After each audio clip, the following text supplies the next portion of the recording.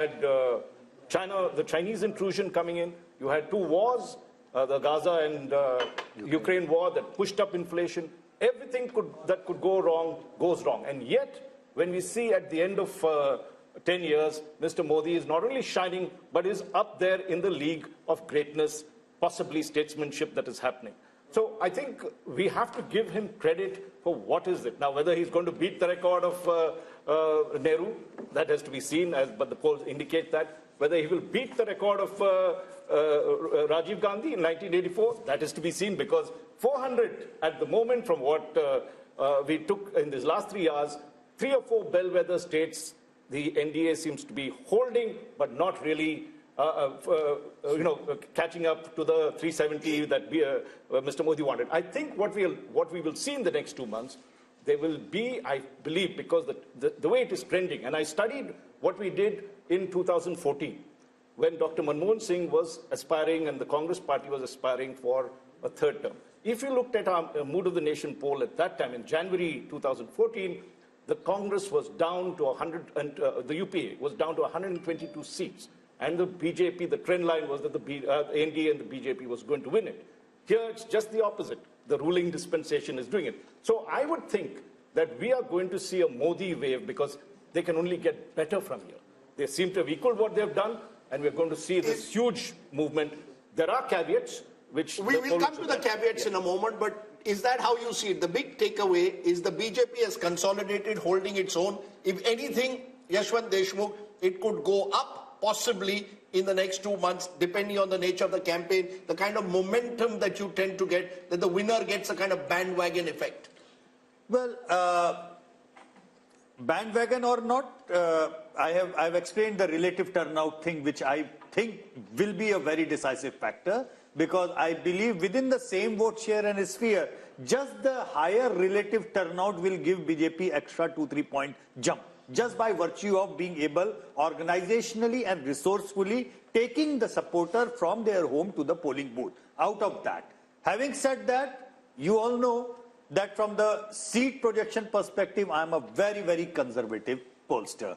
For what Raj is indicating, what Amitabh is indicating, probably is, they are poking me that, Yashwant, this is the starting block. And I agree to that, because when I look into the gap of 20% vote share for the BJP, Rajdeep, it's like it is likely to end up a complete sweep in many of the states where marginally I have probability-wise given 2 or 3 seats to the others. So if you look into the 335, it can easily be 350 just by taking into the other sweeping stakes of the BJP. So is there any caveat at all, Rahul Verma? Is there an inevitability of the outcome, as I said, where the question now remains whether the BJP is where Yashwant has pegged them at 303, NDA at 335, or does the BJP go up to 340, 350, NDA 370, 380?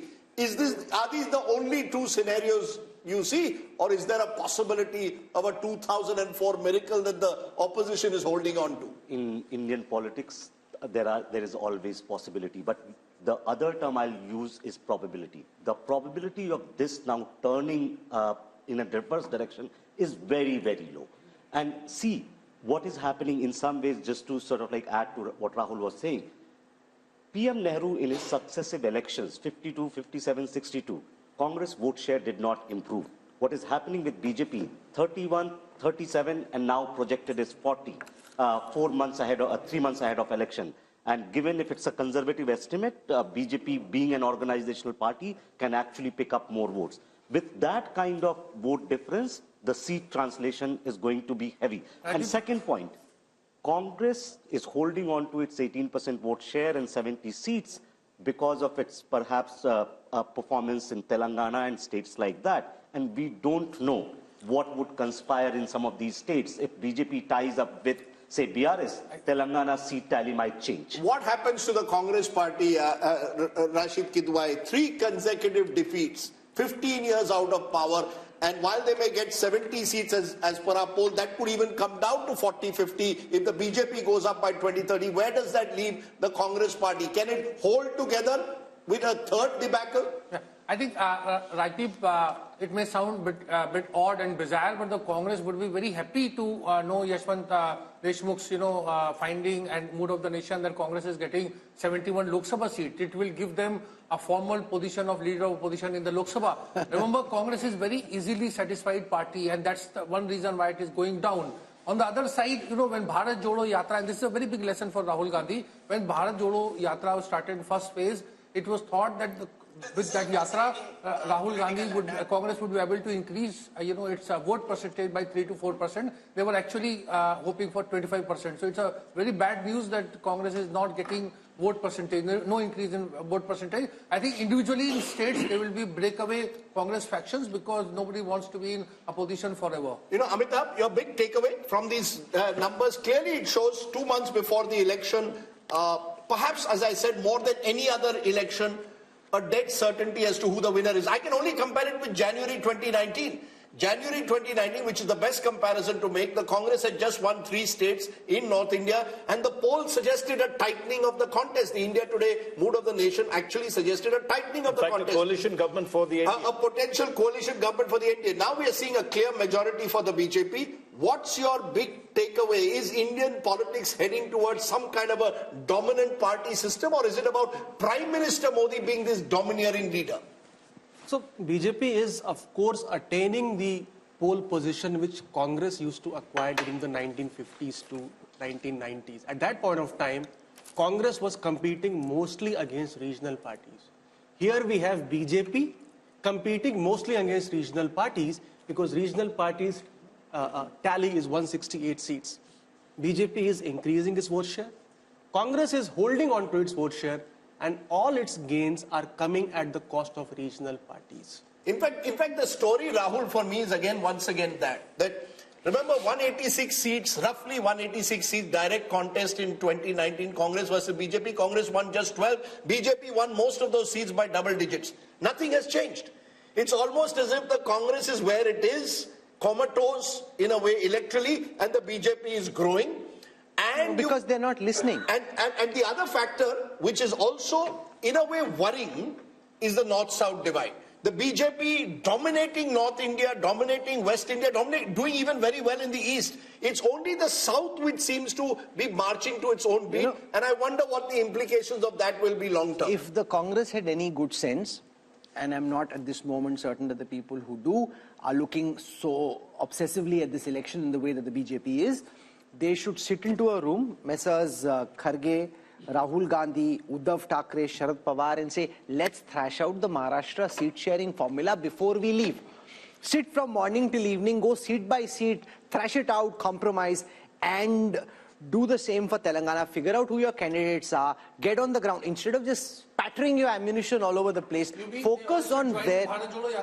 No, but they're not even invited, Rashid. That's the problem. Each of those leaders are saying... Because Rahul Gandhi is there, so they need to... But what is more important? Sitting and fighting and trying to win the few seats you have an opportunity of winning, or this yatra which only seems to be causing trouble? Can I make an even more controversial point? Which is what? If I was the opposition today and I saw your numbers and the mood of the nation and all of us predicting the inevitability or the probability of the outcome, I would actually see one opportunity, and that is focus on state elections. There are going to be, look, there's a Lok Sabha election which the outcome seems inevitable. It's about whether... No, but you cannot, if you're in the opposition, you cannot take it as inevitable. You have to fight the election. No, you have to fight. That's why I said it's a contentious point. I have 100 rupees in my pocket. I would put at least 80 rupees of that into state elections. There's Haryana, there's Maharashtra, there's Jharkhand, there's Bihar next year, then there's a series of other elections. Look, in the Lok Sabha, you can pick up, I'm only going by the mood of the nation, Rahul. You can pick up 20, 30 seats by what you're saying, better seat adjustments, do a little bit in Maharashtra, work out your numbers. You should do that. Of course you should. Every election has to be fought. But when I look at the priorities, my concern for this kind of opposition is that they seem to not even be able to get their act together often in state elections. Maharashtra is a good example. There's an election in Maharashtra in September, October. You win Maharashtra, you lift the morale. Imagine what happens if you lose Lok Sabha badly and then also you suffer a debacle in Maharashtra and Haryana. Eventually, and don't forget, Karnataka, the government could be on notice given the kind of numbers that we are showing. Telangana, The Congress has a small majority. So, the Congress Mukt Bharat or an opposition Mukt Bharat is in a way a reality if these numbers hold on. I would say focus on state elections, get your act together, and I agree with you. At the moment, you should be sitting across a table, working out seat sharing, working out some kind of plan. I don't see that, which is why I think Yashwant has underestimated the BJP. My numbers are, I did my own polling, 340 plus BJP, 370 plus NDA alliance.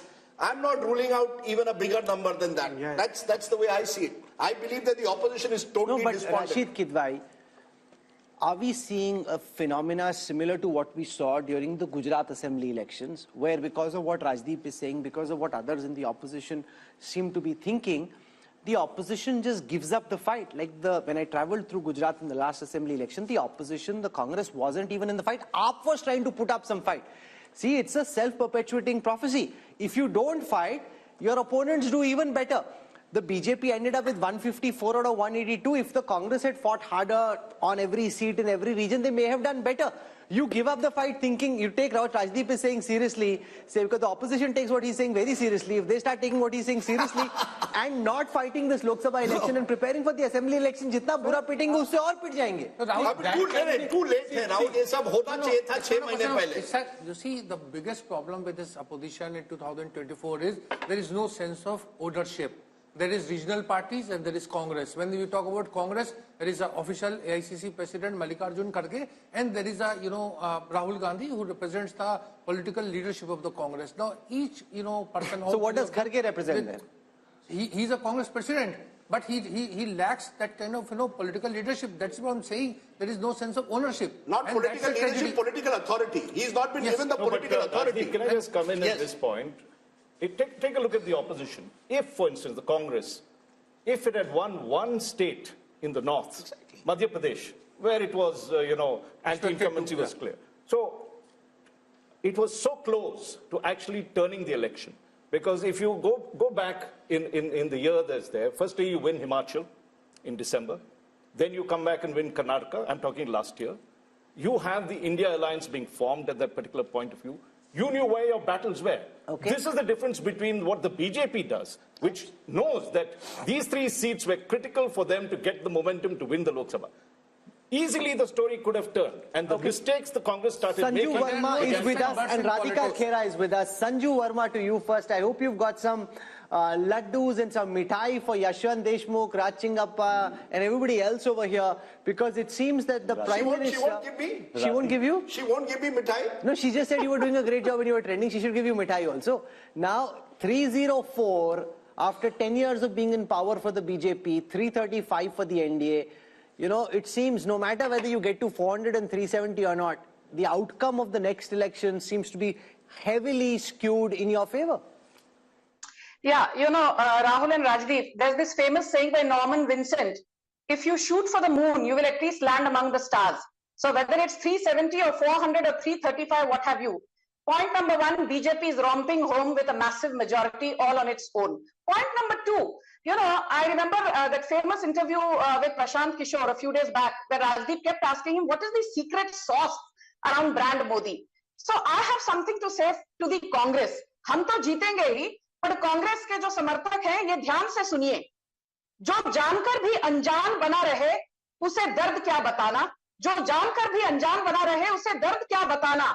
अभी मगरूर है वो, खुद में उन्हें क्यों होश में लाना? अभी मगरूर है वो, खुद में उन्हें क्यों होश में लाना? एहसास तब होगा उन्हें जब छोड़कर जाऊंगा. एहसास तब होगा उन्हें जब छोड़कर जाऊंगा. फिर नहीं होगा मुमकिन मेरा लौट कर आना. फिर नहीं होगा मुमकिन मेरा लौट कर आना. The voters have time and again. कौन छोड़ के जा रहा है? अरे भाई साहब, वोटर्स ने छोड़ दिया है, but Rahul Gandhi refuses to look into the mirror and get a reality check. But now I will speak with hard numbers. Just bear with me for 20 seconds. Of course, before you go on, you've thrown a poetic punch. Radhika Khera, I don't know how good your shairi is. She's thrown a poetic punch at you. That's a bit of a googly. Can you come back on the spur with a counter? Let's see. The numbers aren't favoring you, but let's see how good your shairi is. Go for it, Radhika. I'm sure that these numbers are a disappointment for the Bharatiya Janata Party spokesperson, because their claims of ab ki baar 400 par have gone down over here itself in your survey. But coming back to that, I feel that surveys are not actually showing the true picture. The true picture is what I have here. I'm sorry, I don't believe in shairi and all because we are not here for entertainment. And India Today is for talking about hard facts. Hard fact, today's newspaper which says, Kisan karenge aaj Delhi ka kuch. This is the reality of the country today. The reality of the country today is that our wrestlers were sitting outside protesting and what were they given in return of the protest? Lathia. The reality is that the entire country is reeling under inflation, unemployment, poor law and order. While Modi ji goes and pats himself on the back, I did not speak in between. Sanju Verma, you must allow her to speak. No, please put down Sanju Verma's voice. You must allow her to speak. We are a democratic country and India Today is a democratic channel where you cannot mute my mic and you will let me speak. You cannot control the opposition over here. Well, coming back, the country is watching how over 100 parliamentarians were suspended for parliament because they were raising their voice. Country is watching everything. Country is watching how governments are being brought down, being scared by the ED. Parties are being broken down and new fractions are being become. Country is watching everything. Yes, there have been disappointments that we've had in the recent elections in Chhattisgarh, Madhya Pradesh and Rajasthan, but all surveys were predicting that Congress was winning Chhattisgarh. And Rajdeep, you even visited Chhattisgarh. The mood of Chhattisgarh was absolutely different on the ground. But something else happened. So I don't think that So I want to go back to Sanju Verma. Sanju, while the overall picture is very rosy, or should I say there are lots of lotuses in the overall national picture, and they are blooming, Maharashtra is a concern, Telangana is a concern, having an alliance in Andhra Pradesh, potentially even Punjab is a concern. And the way that the BJP has been operating, my sense is that they may be looking at these states where they're not doing well and trying to double down and figure out how to make the tactical arrangements to do well here. I will answer your question and now I hope the courtesy will be extended to me. Ruling party ke pravakta ka mic mute nahi kiya jayega. Radhika Kera, I agree with her on one thing. She said this is a serious channel. We are not here for entertainment. I completely agree. Entertainment to Rahul Gandhi de rahe hain, bharpoor entertainment as part of his Bharat Jodo Nyay Yatra. Then he says, stuff mein koyla dalo aur stuff jal jata. I thought that the stuff runs on kerosene or fuel. For the first time I learned that the stuff runs on coal. So please don't sit here and give me your half-baked knowledge. Now I will come to the hard facts. Rahul, I will not even talk about what Mr. Arun Puri said in August 2023. These are famous quotes of his which I really love reading them all over again on every debate. In August 2023, after your then Mood of the Nation poll, he said, Narendra Modi has pulled off what few leaders have. He has banished the universal factor of anti-incumbency. Narendra Modi's popularity rankings defy the law of gravity. I'm quoting Mr. Arun Puri ad verbatim. And I'll tell you why jahan Narendra Modi khade ho jate hain, wahi se line shuru ho jati hai, because we had votes or number of seats at 17.6 crore in Lok Sabha 2014. People said, this was just happenstance. We got the number of seats, winning seats at 23 crore votes. 23 crore people voted for Narendra Modi in 2019, which means there was a 31% increase in our winnable seats between 2014 and 2019. Now, I am not even going to assume that BJP will see a 3% uptick in its vote share from 37 to 40%, as Rahul said. Let us assume that the vote share continues to remain at 37%. It does not rise to 40%. I'm being conservative, despite being an Andh Bhakt and a Modi Bhakt. Despite having a vote share at just 37%, just going by past track record, if you extrapolate the numbers, you will see 30 crore people voting for BJP, assuming a 31% rise in number of seats. And if you assume just a 50% so you made that point, ma'am. I want to go across the table. Ask Amitabh, what could be the X factors from here? We're in the beginning of February. We've got March still to go and then elections in April, May. What could change? Good, bad for both the opposition and the government? See, X factors for the BJP clearly is the mood of the neutral or the undecided voters from now on, because BJP clearly has the momentum. The numbers are very strong for BJP. 335 NDA means if you add the reverses in Maharashtra and Bihar, which is 25 seats itself, 360. Plus you have a new ally from Andhra Pradesh. possibly 17 seats, 377. So mission 400 or 370 is not impossible. That's number one. This is largely predicated on the image of Prime Minister Modi. So if there is a black swan event which dents the popularity of Modi, that is the only event which could probably tilt the numbers in favor of the opposition. It's all about Modi, his popularity. He is getting the votes for the BJP, and he is the difference between the But this is an important point, Raj Chingappa, that it's essentially no matter who thinks what of it, the fact is, and you can quantify this, and we'll do this tomorrow, but if the BJP is winning in the way that it is, it's because of one man. And what this country thinks of one man, what anybody on this panel thinks of that man is inconsequential. The voters who we've spoken to would like Prime Minister Modi back. They have a direct connect with him. They have faith in him. They trust him. They want him back. Well, let's call it brand Modi. That is really a phenomenon that has happened. And just look at what Amitabh said. Even in adversity, he comes out the winner. You had Pulwama, which is a black swan sort of event that happened in the thick of election. He converts that into a great opportunity. Take a look at his second term. Each of these things, COVID, he's first castigated. Our polls itself show that it goes down, comes back, with a bang, make sure that the economy is growing, takes care of the people on one side.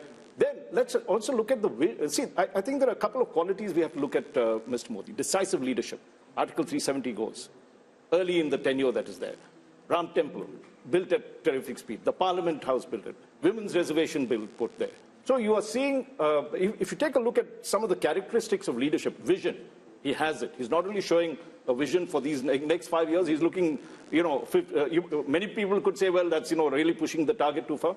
But he's giving a nation, an aspiring nation, a road to development. And I think that's very important. So he's able to balance the Hindutva sentiment, which is the cultural sentiment that you want, or the soul of the nation, with pragmatic governance, decisive leadership, and this quality that he demonstrates in terms of welfareism as well. So he's taken all the planks of the opposition, appropriated all of them, made it his own, and has really, that is why you're seeing the kind of results you're seeing. And he's building, Rajdeep, a new republic, whether anybody likes it or not. Very different from the Nehruvian idea of India in the last 10 years, and he'll cement it in the next 5 if these numbers are correct. He has, in front of our eyes, built a new India. Look, as I said, the Prime Minister is a consummate politician, and it isn't easy to hold on to your popularity over an extended period of time, particularly when you've gone through several black swan events over the last decade. That is a given. I like to use sort of M factors, and I'm going to give you 7, each of which I think it's not just Mr. Modi's secret sauce.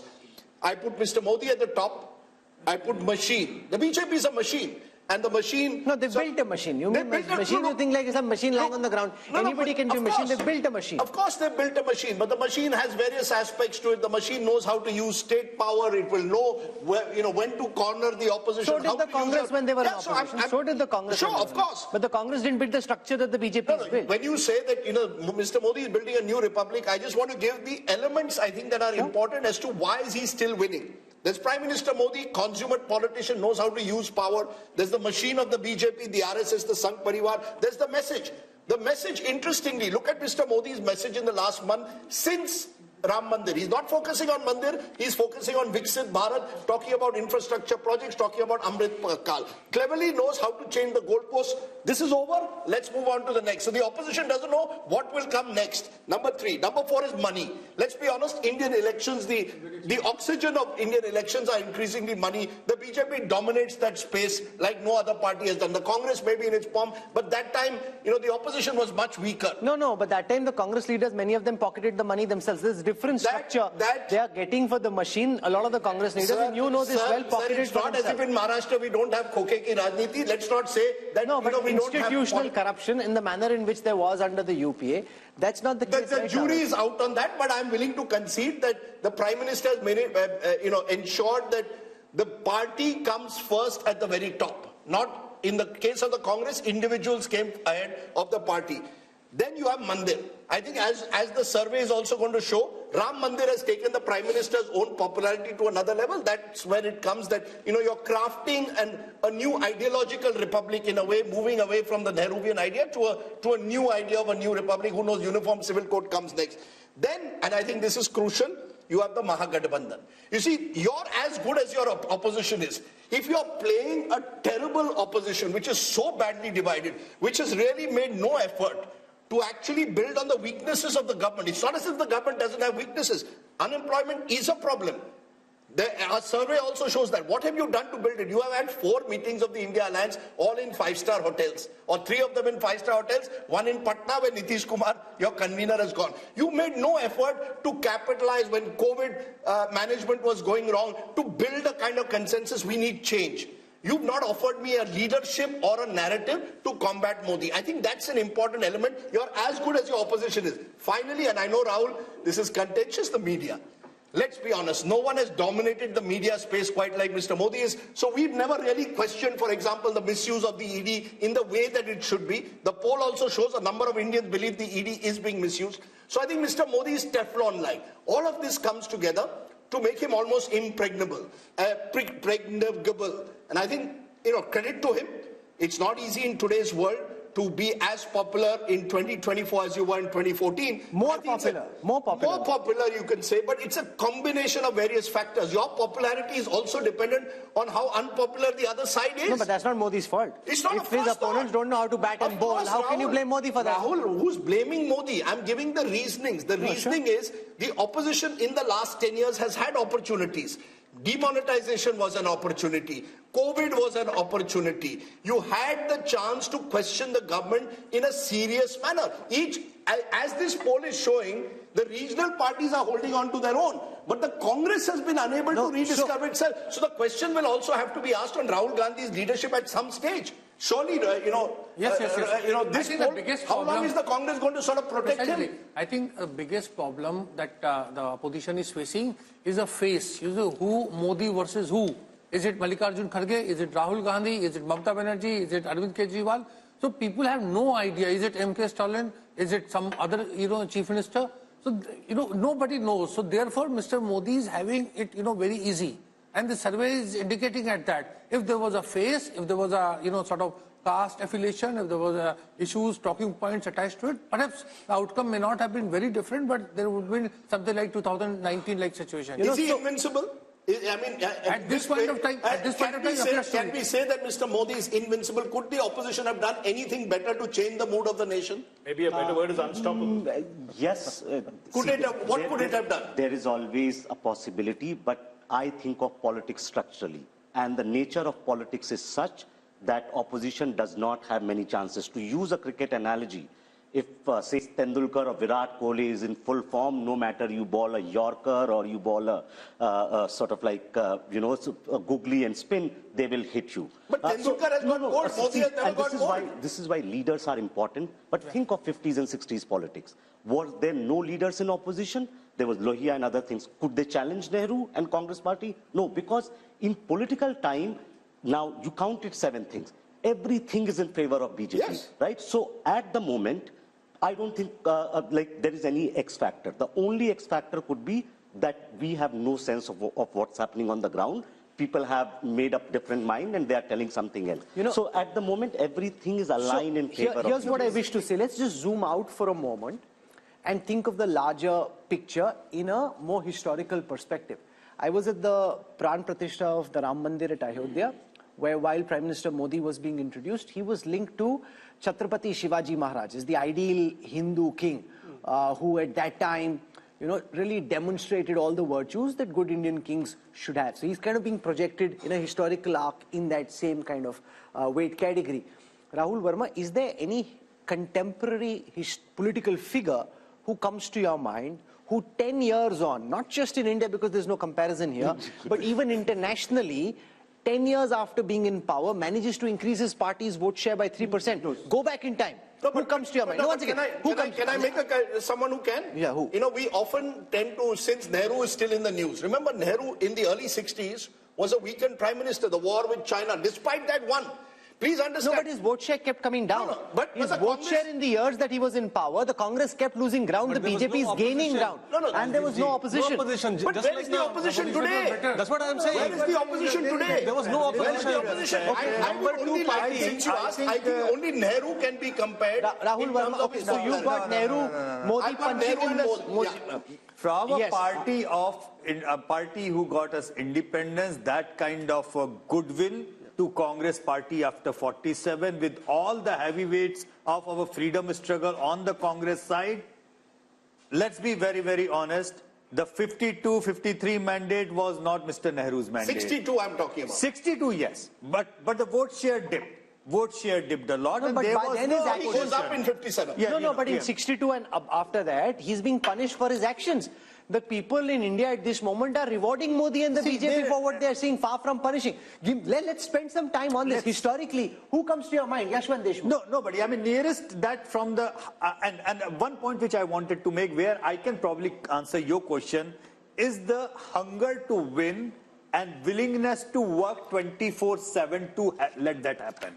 And that thing, only person which comes to my mind is Mrs. Indira Gandhi. Yes. Besides that, no other prime minister in India had a hunger to No, win. but I'm not, and a I'm capacity to not work restricting this 24/7. conversation, Okay, so Raj I'll give Chingappa you to a- India. that's a- Raj Chingappa, No, no, in no, a that's historical context, who comes to your mind? Somebody democratically elected. Only an authoritarian leader who knows how to fix, who knows how to fix the mandate across How the is he world. fixing the mandate? No, Putin. I'm not talking about Modi. I'm talking the only, when you say, give me an example parallelly.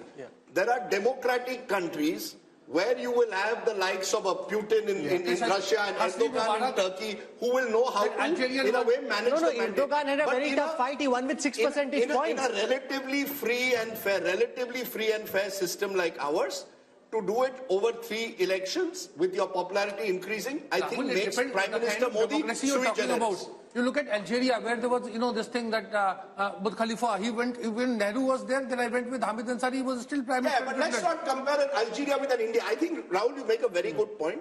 In a democratic society like ours, with all the pulls and pressures, with, as we are seeing in our poll, South India having a very different politics, states like Maharashtra, Bihar, Bengal, Karnataka looking tough for a while. I think Mr. Modi has done the remarkable job of holding his popularity. I will only say this, and I think this is an important point that we need to make. While we talk of the invincibility of the Prime Minister, and I think CSDS's post-poll in 2019 showed 1 out of every 3 voters voted for the BJP because of Prime Minister Modi.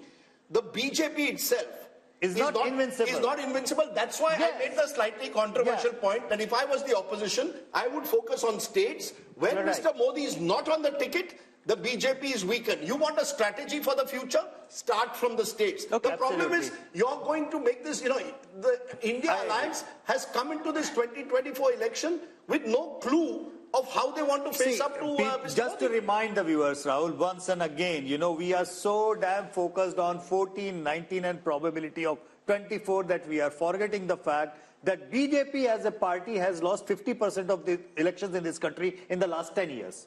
50%. Yeah.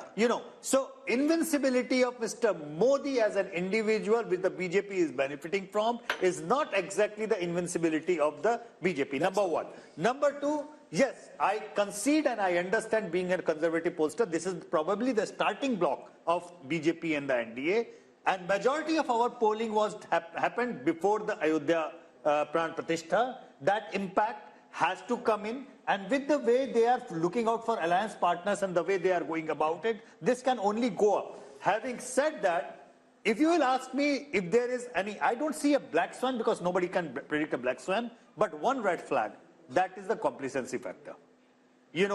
Complacency factor was the factor which caused them. Are they looking complacent to you? No, they are not. But 2004, urban areas, the turnout dropped by 18%, and that caused Modi the is no BJP. Vajpayee. That's precisely what I was trying to say. They have learned their lessons pretty hard, and neither Also, Modi there is is a very- Can I give you a very nor interesting Mr. anecdote now? Bhagwat is Mr. Sudarshan. Sure. Both the factors are remaining. Can I give you a very interesting anecdote? just this one- morning, I was told by an MP, Parliament has been extended by a day. The BJP is going to put out a white paper on what the Congress did over 10 years. क्या जरूरत है अगर 300 seat मिल रहे हैं? What to put white paper? लगता है desperate है. मैंने कहा desperate नहीं है. They want to take that 320, 330 that the mood of the nation is good because he wanted to know the numbers.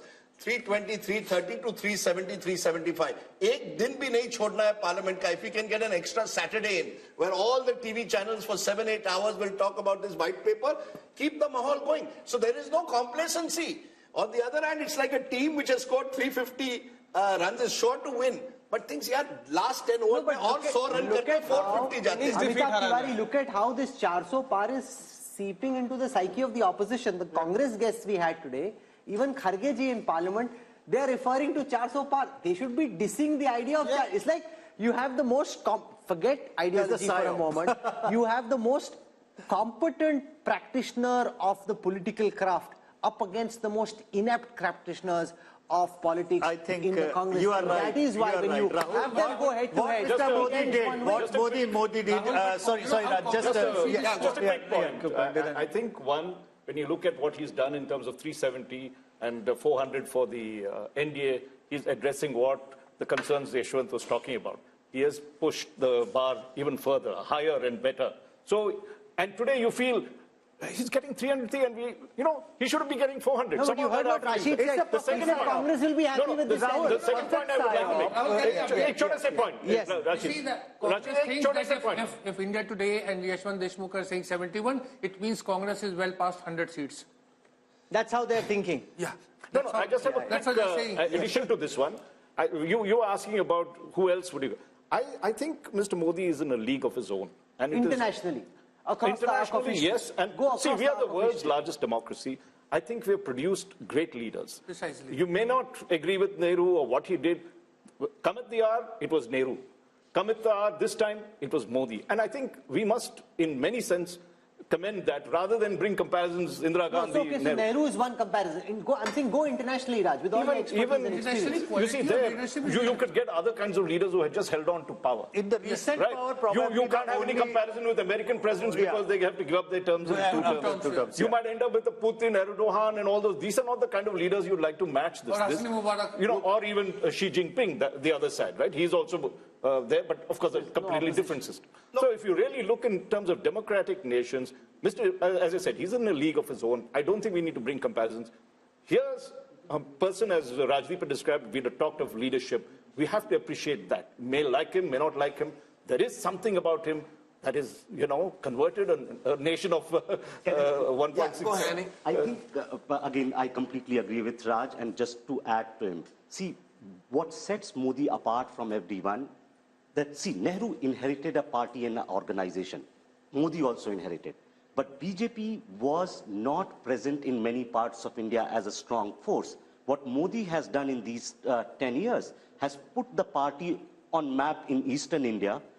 In many states where they were in single digit are now running governments. Right? So what he has done electorally has basically created that machine which was there, maybe using all kinds of things. But now BJP is a very, very formidable and unparalleled election machine in contemporary politics across the globe. I think that is one of his biggest contributions. Can I add two more M's? Interesting. One is middle class. I remember Arun Jaitley telling me this 10 years. He says, as India becomes more and more middle class country, he believed that the BJP was there at the right place, right tap to capture on the energies of this middle class. I believe post 1991, ironically, the Congress party didn't capitalize on the zeitgeist of this new India. They went in the other direction when they should have actually taken credit for Manmohanomics, built this middle class constituency. Look at across urban India, and as India gets more and more urbanized, look at BJP's performance across urban areas. Mr. Modi is popular in both rural and urban. We forget the Labharti scheme and the impact that has had, direct benefit transfer, using it to put money in people's hands. But I think middle class has become a core constituency of the BJP, and they've built around that. And whether we like it or not, it's maybe the elephant in the room to some majoritarianism. Particularly in North India, there is a sense of a Hindu majority. The point you made, a new republic, somewhere it's the Hindu assertion. That also is a major factor. When I add Labharti and Hindu assertion, I don't think you can win an election. But which government in the past, Rajdeep, has spoken of making India a developed country and set a timeline for it? Sure. And actually then mobilize the will and try to build the circumstances which allow us to move in that direction. This is the only other government that I know. Rahul, there I want to only put one small caveat, which is there are areas of darkness in this country. Let's be honest. Whether it's the ethnic but there are areas of darkness in the United States. There are areas of darkness in Europe. Rahul, just as I believe the middle class has arrived, unemployment is a serious crisis. It's going to get worse in the era of automation. And education systems will not be able to match what the new market needs. I just agree with you to let's some not say that extent. we've reached there. No, Mr. Modi is offering a dream. Mr. Modi is offering a dream. And making the effort to achieve that dream. And He's offering a dream. He's offering a vision, and he's making the effort to take us in that direction. So it's not as if he's sitting on his laurels. But then tell me aspiration is not just middle class, Rajdeep. Middle class is like 50 shades of grey. Anybody who is not in BPL family is a middle class. Okay. So from lower middle class to middle class to the higher middle class, it's an aspirational class. And he is a person who is showing a vision and a dream that, okay, you are maybe suffering, but what the India which I'm trying to make will be a great India for your kids, your grandchildren. And he's working towards that. But then tell me, if this was also perfect, the double engine, as we saw in certain states, doesn't work. I think India is too complicated to reduce it to, Modi's captured the attention of all of India in every election. That's why he's captured it in a presidential style. In elections, increasingly are presidential at the national level. Mera leader kaun hoga? Mera prime minister kaun hoga? Mr. Modi, with his consummate abilities as a communicator, and the point I keep making, Rahul, which Prashant Kishore also now makes, Mr. Modi's been around 50 years in politics. He's seen various, these black swan events, you're able to conquer sometimes through your past experience. It's like a journalist. If you've been 40 years, we can do live program. Pehle saal, it was a struggle. Mr. Modi's been there. He's done the hard yards. Let's give him credit. He's been in power since 2002. He's been in power for 22 years, and that gives him experience of hand. On the other side, he's become elite. You've got regional leaders who've been stuck in their states. I think one of Mr. Modi's major achievements is from Gujarat Chief Minister. When he became Gujarat Chief Minister, we thought, ye kaise banega, RSS ka aadmi hai, has no experience in governance. When he becomes Prime Minister, we said, yeah, Prime Minister kaise banega? You said.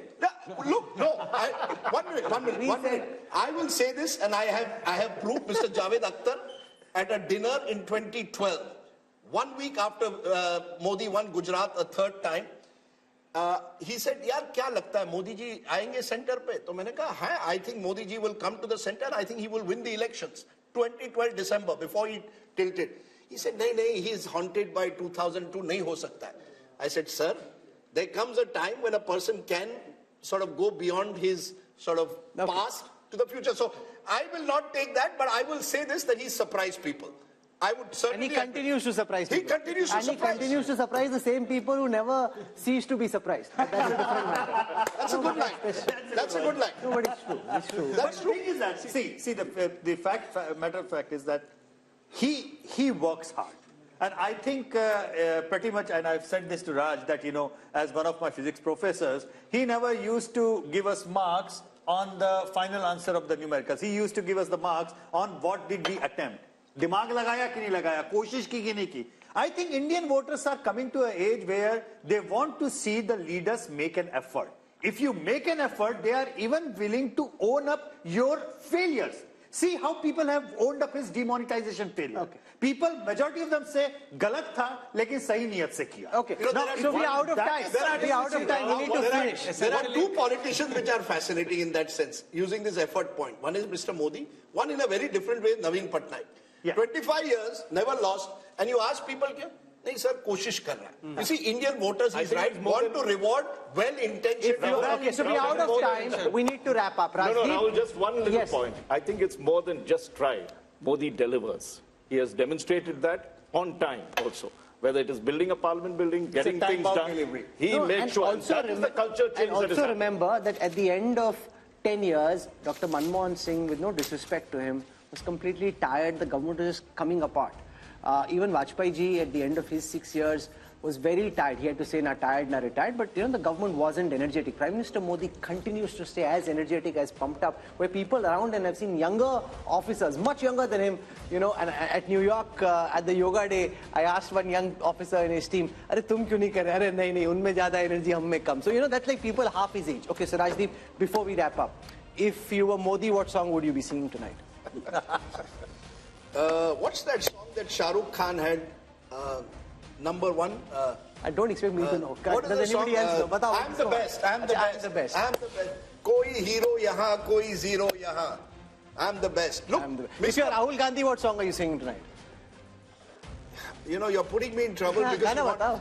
Ye kya hua, kab hua, kaise hua. Look, there are lots of songs. But look, seriously, I hope for the Rashid sake... has another song. Can I though say something? For the sake of You have Indian... one. Okay, Amitabh Tiwari, 1 second. If you अपना time आएगा. Yeah, that's अरे भाई advisers बता रहे हैं उसको यही अपना टाइम आएगा. Rahul, he's sounding like Devendra Yadav. Look, let's not rule out He's sounding anything. like Devendra Yadav. Who? He's saying Rahul Gandhi thinks अपना टाइम आएगा. नहीं, Rahul Gandhi is being advised कि साहब आपका टाइम आएगा. Look, I hope for our sake of our democratic process and indeed for our television coverage, we have an exciting election. I hope that this mood of the nation doesn't result in most people believing up kyun dekhna hai. No. Jeetna to hai. But I hope we have a contest. is that the reason he has given the shagufa of 360, 370 and 400? Because he might be feeling, Rajdeep bore ho raha hoga. Kuch naya do. We're out of time. Something if you look at the numbers across social media, across digital, across television over the past 4 hours of programming, I can see that there is interest. So Rajdeep may be feeling slightly, there's no fun over here. There's a lot of excitement, buzz around the India story, a lot of excitement about the Bharat of the future and around these poll numbers as well. I think that will continue through. So I think Rajdeep's earned his dinner, sung for his supper. Sung for my supper. India has been modified, it appears, as per the mood of the nation. We'll wait and see what the voter really wants. This was simply a teaser to what might be lying ahead. So day 2 tomorrow. A lot of detail on impact of Ayodhya, the impact of Nitish Kumar switching in Bihar, the performance report card of the Prime Minister, his government, the opposition, all that and more coming up in part 2 of the India Today Mood of the Nation all through the day tomorrow. So we'll see you again.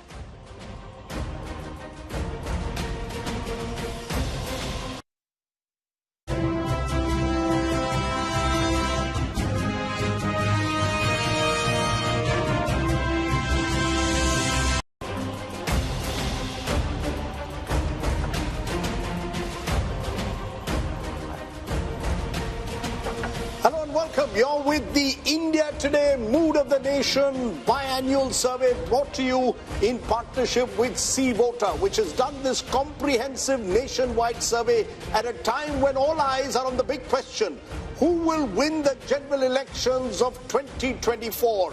That's the question that we're going to answer in a detailed manner this time, but not just the big picture.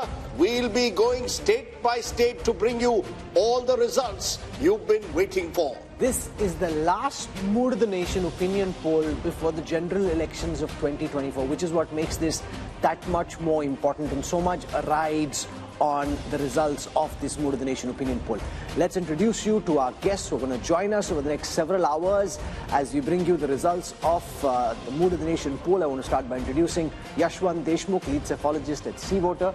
He's got this fancy Himachali cap on and has been working very hard over the last several weeks, and lots of changes, Rajdeep, in the chess drawing board, forcing revisions in the MOTN sample. So he's really been working doubly hard, not just because of us, but also because of all the changes that happen. And there could be more changes within the next month. Change is the only constant. Next month or tonight, tomorrow, there could be changes galore, and therefore we'll have to keep looking at these numbers very carefully. Flanking him is Raj Chingappa, editorial director at India Today magazine. He and his team have worked on compiling and dissecting the results of this poll, and you can read the analysis in the new issue of the magazine, which is out in stands now. We've got Amitabh Tiwari, who's joining us, political analyst, and to our left we've got Rahul Verma. Rashid Kidwai joins us, and we got Sanjay Kumar from CSDS. So this is really as sharp a political panel as can be, and I'm discounting myself. And no, I'm keeping Rajdeep there, discounting myself, but a very sharp panel on this. So what we'll do for a moment is take you through the methodology adopted by C-Voter for this poll. And then we'll go state by state in getting you the results of this poll. So this Mood of the Nation opinion poll was done between the 15th of December and the 28th of January. Largely, some polling happened later when there were specific changes like there were in Bihar, but largely between the 15th of December and the 28th of January. For this poll, the sample size was 35,801. But C-Voter, as our viewers know by now, has a continuing tracker sample. So that adds 1,13,000 interviews to the Mood of the Nation sample, giving us a robust sample size of 1,49,000 for this sample and the tracker that's been going on between the 15th of August and the 31st of January. So there's a 3% plus minus margin of error at the micro level, and Yashwant claims he has a 95% confidence level. So that said, Rajdeep, let's now dive straight into the numbers for Uttar Pradesh. Okay, let's go state by state, and we are starting with the state of Uttar Pradesh, because remember, generally it's believed all roads to Delhi lead through Lucknow. That certainly to some extent has been the case in 2014 and 19, given the domination that the BJP has had in the Hindi heartland. But let's take a look at what the Mood of the Nation poll is saying. First, let's take a look at vote share, because vote share will give you a sense of where the parties stand. And what we are predicting at the moment is a 52% vote share for the NDA, which means that the NDA is actually up from last time. They're even higher than they were in 2019 when they did remarkably well in that election. The India Alliance, and presumably this India Alliance includes the Congress, the SP and the RLD as of now. The RLD could well switch sides. Therefore, at the moment, they're at 36%, up 10% last time, but they have lost the BSP, which was in 2019 with the Samajwadi Party, and others 12%, primarily the Bahujan Samaj Party. But the key thing is, how does this translate into seats? That's the difficult task that Yashwant has undertaken. The seats, what would the seats be in the 80-member UP Assembly? And just take a look at that. The NDA goes up from 64 to 72 out of 80. It's a gain of 8. So NDA, BJP holding rock solid in the saffron heartland in a way. The India Alliance 6 to 8, so only a marginal increase, and that's divided between 1 for the Congress and 7 for the Samajwadi Party. Others are completely wiped out. The 10 last time were the BSP. So Rahul, the first big numbers clearly show the BJP holding its own in what's become its bastion. And if the BJP is already at 72 in the way the state plays right now, Yashwant, the most important question is, now that RLD is very clearly in talks with the BJP, if Jayant Chaudhary was to join the NDA, where could that 72 reach? Well, I mean, of course, it will impact minimum number of 2 seats for sure. But it's not just about how many seats that RLD is contesting and they are likely to win. It's also about the overall impact of the Jat voter consolidation in the entire Western UP, and not just Western UP, but across in other states which have a significant number of Jat voters. So that, having said that, Rahul, let me be upfront about this one. And me and Raj discussed this so many times about the numbers of the seats and everything. You know, I am a conservative pollster. And I find it very difficult to tell people that, you know, why are these others or other NDA numbers or non-NDA numbers coming up, even when you have NDA or BJP crossing 50% of vote? That is simply because of the probability. When you say any party is there in that particular region, even if you cross 0 to 1, in UP with 6 regions, you end up with 0 to 6 kind of range. So it's also a question of probability. Otherwise, this number with this kind of a vote share could end up anywhere. So you're saying it could be 80 also? I will not say it cannot happen. No, because he's sitting on 72 and he says, I'm conservative. No, it is a possibility. You know, it can't be ruled out. But let's, you know, we are T20 style today. So I'm going to ask all our panelists quick responses, because we are going through the entire country. Raj Chenkappa, Uttar Pradesh, as I said, the road to Delhi leads to Lucknow. If this is the result of Lucknow, clearly the keys to Delhi are in the hands of Prime Minister Modi. No doubt Uttar Pradesh is the bellwether state, and if it is showing the kind of results that the India Today C-Voter poll is showing, the BJP is on its way. I would only like to point out a little bit of history because Prime Minister Modi had said he'd want to win 405 seats and for the BJP 370 seats. So if you look back, the only person who did that was Rajiv Gandhi, who won 405 and of course subsequently became 414 when Assam and Punjab were added on. And at that time in UP, that was the undivided UP, I think the Congress won 82 out of 85 seats. It was a sweep. Now, if we are going by these figures, and they've touched 50%, I'm sure the other pollsters would say that the BJP would require to max in Uttar Pradesh if it has to get its target of 370 that it wants. Remember, those two elections are very different, Amitabh Tiwari, because the 84 election was held in the aftermath of the assassination of then Prime Minister Indira Gandhi. It was an election won largely on the back of sympathy. Here is Prime Minister Modi, who's been in power for 10 times. This is not a empathy, sympathy vote. This is a performance vote. If you end up 72, or if Yashwant says could be even higher, that would be the most incredible performance imaginable. Yeah, so if these numbers hold true, if you see whatever is BSP's loss of 10 seats is largely accruing into the tally of the BJP. BJP is gaining 10 seats at the expense of BSP. So if these numbers hold true, then what is clearly being shown is that it is largely a pro-incumbency vote. It is a pro-Modi vote, it's a pro-development vote, it's a pro-vote for his policies and the way he has handled the economy. But are you surprised because Rahul Verma, Uttar Pradesh was for a long time, for about 30 years, completely fragmented.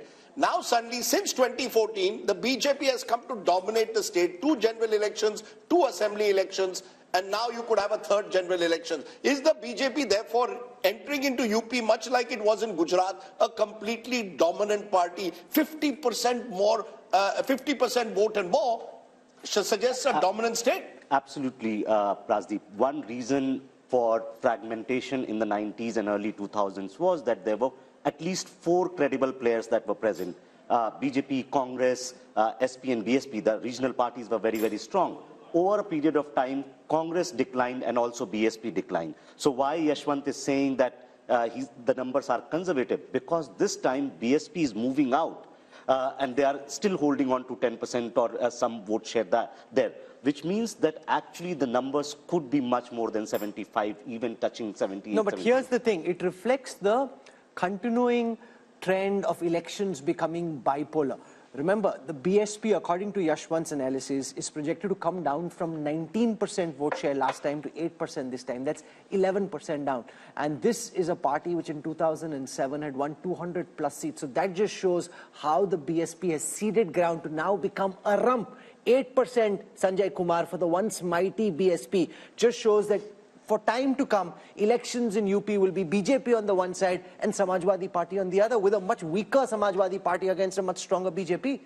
Rahul, we need to understand why elections are becoming bipolar not only in UP but in Bihar and many other states. Because I get a sense that the entire election now is being contested in the name of Prime Minister Narendra Modi. I don't see this election as a contest between Rahul Gandhi and Narendra Modi or Narendra Modi versus any other leader. It is a referendum on how do you rate the performance of Prime Minister Narendra Modi. So people are divided on 2 axes, pro-Modi, anti-Modi. And you see the election becoming bipolar on this, not on the issues, but largely on this factor. If you are on pro-Modi side, you tend to align, your party tend to align with NDA. And if you are anti-Modi, you tend to align with the UPA. Or if you're not able to align with the UPA, then you go alone. But that is what is happening in UP. But where does this lead, therefore, the India alliance, Rashid Kidwai? Because you've got a situation where you are tying up with the Congress and Samajwadi Party tying up. We still don't know how the seat distribution will take place. But when they look at these numbers, there'll be a sense of hopelessness almost, particularly if Jayant Chaudhary also leaves the alliance. Even if Mayawati, was to come on their side, which seems unlikely in a few weeks' time, either way, India Alliance is starting this race with one hand tied behind its back. Yes, Rajdeep, there is a total sense of despondency, but I still think Mayawati is the biggest insurance policy that BJP has in Uttar Pradesh. Imagine this 8-10% vote going to India Alliance would have made material difference, And second thing is, how many, Gandhis, three Gandhis, Rahul, Sonia and Priyanka, how many of them are going to be in fray? Because unless they contest, and same applies to Samajwadi Party, Akhilesh Yadav and Dimple Yadav and all those people, credible people. Now, what's your sense? Will any of the Gandhis contest now? I think they are looking for Rajya Sabha route. At least one of them will get into No, but Rajya I don't Sabha. agree with Rashid Kidwai. He says BSP joining the India alliance makes a difference. Even if I add 36 and 8, that's 44. Up against 51 for 52 for the NDA, it still leaves them 6 short. No, but so even if there is perfect transfer of votes, even if there is perfect transfer of votes, which we saw in the last elections when they were both stronger in the BJP, not as strong, it still didn't make a difference. Look, Rahul, BJP is the dominant party of UP. There's no doubt about that. And all the other parties are basically trying to compete for that same anti-BJP vote that exists. So even if they come together, they're actually only consolidating the anti-BJP vote. The BJP vote itself, once it's crossing 50%, even if it was 48% tomorrow, they would still be well over 60 as they were in 2019. So I think... And Rahul, we are not factoring in the Ram Lahar, which is there. There is a lot of... Why people are shifting? Because they think that there is going to be a huge, consolidation in favor of BJP in Uttar Pradesh. And now, Salman, so this was a cricket match and the BJP ends up 72 out of 80 in the first state, and the projection across our table of really sharp political minds is that it could actually even be more. Then, the Congress and the India alliance are out of the race even before the race has begun. Shehzad can say, okay, thank you very much, I don't need to do the talking. Modi is doing the talking for me. Rahul, no game is over till it is totally over. So I know this is a very disappointing save for the India alliance, but I must say that despite all the advantages that the Prime Minister and Amit Shah and BJP have built up over these 10 years or so, they're still pretty much at 50%. The opposition has not been able to come together as we need to defeat this power so far. But the election is not over. The election is going to be contested in UP and all over the place. And by the way, I know you people said something about the performance. This is a performance election. If this is a performance election, I want to ask you. I want to ask the people of UP, for example, that until 2014, UP's economy was larger than Tamil Nadu's economy. Now, 10 years later, and most of that is under, well, all of it is under Prime Minister Modi, and most of it is under Chief Minister Yogi Adityanath. Why is the UP economy now smaller than the Tamil Nadu economy? What has changed? Now, at the national level,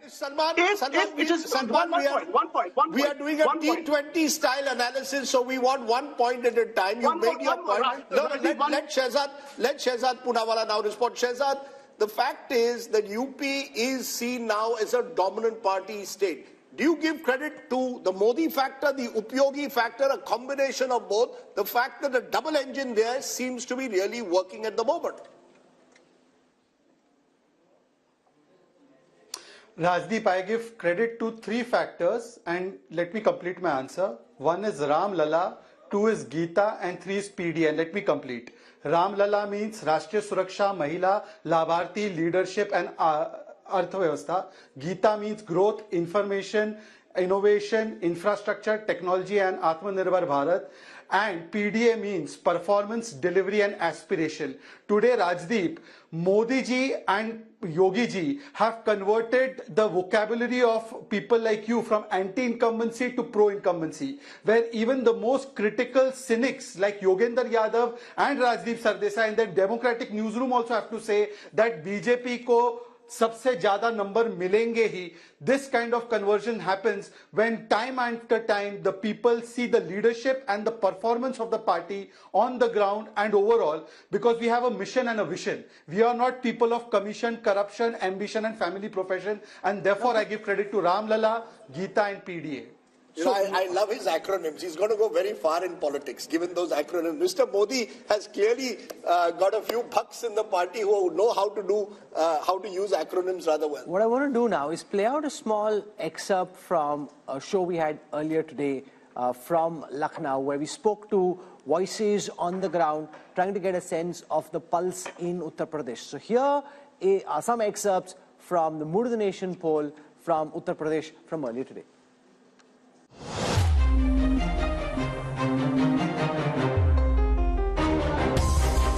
जो from the city of Lucknow, and once again, if political cliches could hold true, nothing.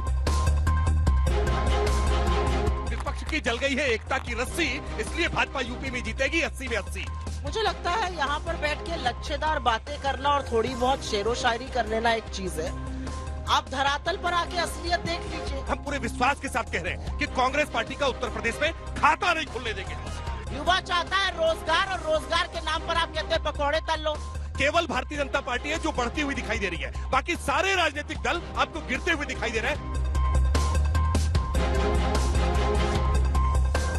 आप सबके account में 15 लाख आ गए, 2 करोड़ बेरोजगार मिल गया, नहीं मिला। और जब अलायंस करना था ना, तब राहुल जी के प्रोजेक्शन के लिए उनकी एक यात्रा प्लान कर दी गई, और जहाँ जहाँ चरण पड़े राहुल के ताता बंटाधार हुआ। जैसे जैसे यात्रा प्रारंभ हुई, एक एक करके अलायंस लगातार छूटते जा रहे हैं। Shouldn't the India Alliance actually look at bringing in Mayawati, because the 8% vote share could also, she might not win a single seat. As far as Behan Mayawati is concerned, I think it's really up to her what she would want to do. 370 हम कह रहे हैं क्योंकि 370 हमने हटाई है।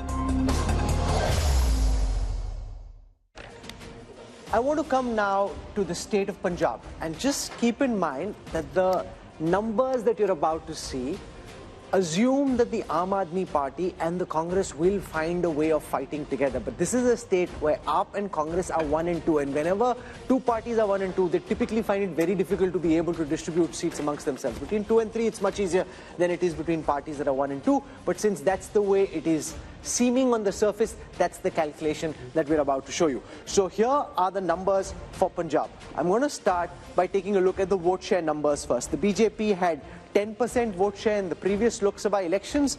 That's now projected to go up to 17. That's 7% up. The Aam Aadmi Party had 7% vote share in the last Lok Sabha elections. That's now projected to go up to 27. That's 20% up from the last time.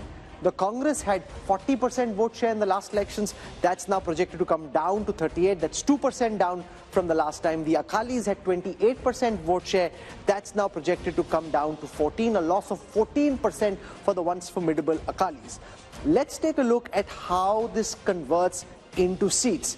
So on your screen right now, for the 13 seats of Punjab, here are the C-Voter India Today Mood of the Nation projections. C-Voters projecting that the BJP is likely to stay at 2 seats. They're likely to stay at 2. What's gone out from the NDA kitty there are the Akali seats. The AAP is expected to be at 5 seats. That's up 4 from the last time if we see the party-wise breakup of these seats. The Akalis were at 2. That's likely to come down to 1. So the BJP holds on to its 2 seats. The AAP goes up from 1 to 5. Remember, in the first election they fought in 2014, they had 4 seats. So they go up to 5 this time. The Congress at 5. They were 8 last time, so they're down 3. And the Akalis are at 1, down 2. Now what could change potentially, Yashwant, is if at the last moment the Akalis and the BJP are able to tie, because behind the scenes is a lot happening. It's not firm, finalized, both sides haven't decided. The Akalis we know are keen, the BJP is 50-50, wishy-washy, but that can change anytime. And if that changes, how does that potentially change these numbers? Of course, I mean that would be having some impact for sure, because I guess that between the Akalis and the BJP, even though there has been quite a lot of bad blood in the recent years, as far as the core voting is concerned, they are pretty much supplementary in nature. The core has been anti-Congress vote at large, which the Akalis and the BJPs have been tending together. So this separation might have split it vertically, because BJP ran away with the Hindu votes and Akalis were with their Panthik votes. But if they come together, definitely that will have an impact. But it will not be the same kind of seat sharing, Rajdeep, that is for sure, because wherever BJP is going back with their old allies, the seat sharing equation is no more the same, which was defined by Vajpayee and Advani. But you know, this is a fascinating state, Raj and Gappa, because the alliances have changed dramatically in the last few years. The BJP and the Akalis were together. AAP versus Congress was the battle of Punjab. They've now come together. They may not have chemistry on the ground. Do you really believe that this AAP-Congress alliance will work in the end and actually see the arithmetic benefits that this poll is suggesting? Or do you believe in the end it'll be very difficult for AAP and Congress to actually fight Punjab together, which may be another twist to these numbers? It's my favorite state since I was there as editor-in-chief of the Tribune. But I think here, let's take Sanjay's argument of brand Modi and a referendum of that. How much of that is going to play out in Punjab? It never happened when Rajiv Gandhi, it was a very troubled state, of course, at that particular time. So the Congress never benefited at that time because of the wave that happened. So if you look at it currently, if the AAP and the Congress get together, they're a decisive force. Have they got together? Have they agreed on anything? That is not to be seen as yet. No, but can I counter what you're saying to say that it's almost impossible? How will you decide if you're 1 and 2 in that state? On a drawing board, you can say whatever you want. Given the problems in Uttar Pradesh, given the problems in Bihar, it is very difficult. In Delhi, they may still have some kind of an arrangement. In Punjab, they'll ultimately come to the conclusion that it's better for us to fight separately. No, they may well do that, Rahul. They actually seem to believe that that might even work to their favor. That, you have a multi-corner. No, so I'm saying then the premise of the poll for Punjab is flawed because it hypothetically assumes that they're fighting together. Yeah, sure. But the one thing about Punjab, to take from what Raj Chengappa said, and that's the fascinating part of Punjab, Sanjay Kumar, it's the one state in North India where the Modi wave has not worked both in 2014 and 19. Look at both these elections. The Congress, if there's one state in northern India, held its own in the last 10 years, it's Punjab. You think the politics of Punjab, therefore, is very distinct and different from the rest of the country in a way? Two factors. Even though the political clout of Shiromani Akali Dal has come down, but look at the states where regional parties are strong. BJP has not found it easy to make inroads. That's one case why in Punjab BJP has not been able to make inroads. Second, BJP has been contesting in Punjab in alliance with Akalis. So Akalis have been a dominant player. That was a difficulty in the Bihar also for the first couple of decades. Also, look at the social composition of Punjab. In Punjab, we have a very large majority of Sikh voters. So if you look at BJP's popularity, Narendra Modi's popularity, there is some difference if you look at among the Hindus and people belonging to different other religions. That is another factor why BJP has not been able to penetrate in Punjab the way they have been able to expand in other parts of India. the But the calculation in the BJP and Shehzad can build on this. I'll also show you the projection for Chandigarh, which is expected to go to the BJP. It's an urban pocket, and we saw the mess in the mayoral elections recently, but the poll is predicting that Chandigarh goes to the BJP. The problem is both the Home Minister and the Prime Minister have often say that they're very emotionally invested in the Punjab story. And yet on the ground we see, especially amongst the Sikhs, this pushback. So how does this square? The fact that the Prime Minister himself feels so emotionally close to the Punjabi community, to the Sikh religion, and yet there is a lot of antipathy and a very strong pushback. Rahul, look, what Sanjay ji was saying just now, that since we were the younger brother in the alliance, and that alliance was not purely for political reasons, it was also for ensuring the message of Sabka Saath and Samajik Sohar between the Hindu-Sikh community. And therefore, we sacrificed a lot of our space and a lot of the other things also while we were in that alliance. For the first time now, we are finding our feet in Punjab, not just in urban areas, but also in the rural pockets. And therefore, this vote is a vote of expansion. It is a vote of credibility that will keep increasing over the few period of years. And look at the outreach that Prime Minister Modi has done towards the Sikh community. It is not a political outreach, it is an emotional outreach, whether it is celebrating the Prakash Parbs of the great gurus of the Sikh community, whether it is celebrating Veer Balas Divas, or whether it is reaching out to various sections, whether it is the FCRA clearance on Harminder Sahib, Langars that we are making GST free. So I think there's a concerted effort. Not everything is done only for political purpose. Some things are beyond politics. For Rashtra Niti, we have done a lot of things, and I think that is also being reflected because Punjabis are very patriotic people. They are ready to sacrifice their lives for the nation. They have contributed so much to the armed forces, and I think you'll see, because the kind of mismanagement Aam Aadmi Party is doing. Look at the Nasha Mafia, look at the kind of corruption that is taking place. I'm not saying this. Mr. Sidhu is saying about the corruption. And also the alliance between Congress and here AAP, in Punjab, Amitabh Tiwari, is if they fight separately, this calculation, and you're seeing the India numbers projected by C voter to zoom up in terms of vote share very substantially, all that is based on the assumption that they fight together. If they don't fight together, and if this is the base where Akalis are at 27% vote share, up 20 from the last time, Congress is at 38% vote share, down 2 from the last time, up at 27, up 20, Congress at 38, down 2, Akalis at 14, down 14. How could Punjab read in the absence of this alliance? See, Punjab is the hotbed of anti-center politics. So even if AAP and Congress do not form an alliance, and unless the Akali Dal forms an alliance with the BJP, these numbers could still hold. So unless the Akali Dal ties up with the BJP, I don't see a substantial difference in the numbers, because the politics itself there is anti-center. Hindu being the majority in the rest of the country, but being a minority there complicates the political dynamics there. And you know, it's interesting to look at this, because if we turn to the next state, because I think these two states reflect just how India's map is so complex.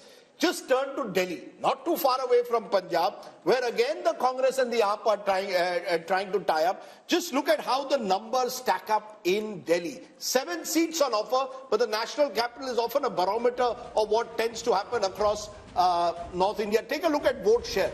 As per this, in Delhi, even with the Congress-AAP alliance, you have 57% vote share going to the BJP and 40% to the India alliance of the Congress and AAP together, others 3. How does this then translate into seats? 7 seats in Punjab, in Delhi, all 7 went last time, remember, to the BJP. All 7 will go back to the BJP as per this poll. So that takes off from what Amitabh Tiwari just said. Punjab is almost sui generis, Rahul Verma. There, if the Congress and AAP tie up, they do very well. They tie up in Delhi, where the AAP is in power again, and yet it's a clean sweep for the BJP. Does this reflect urban mindsets and Delhi mindsets versus the anti-center mindset, as Amitabh put it about Punjab? Yes, a little bit, Rajdeep. That Punjab, the demographic composition is different. It has always had an uneasy relationship with the center, even when Congress party was in power in 1970s and 80s. But you have to also understand that this alliance in both Delhi and Punjab is not easy. Because in Punjab, Aam Aadmi Party feels that they can gain these seats even without the Congress. So you've seen Chief Minister of Punjab making statements that we don't need to have an alliance. And in Delhi, even if they come together, they will not be able to make any dent. No, but why not? Why, you know, the reason is that Congress explain why the Aam Aadmi Party in 2 consecutive elections has swept Delhi, but the BJP has swept Delhi in Lok Sabha. So BJP continues to hold 40% vote share in Delhi, no matter which election is happening.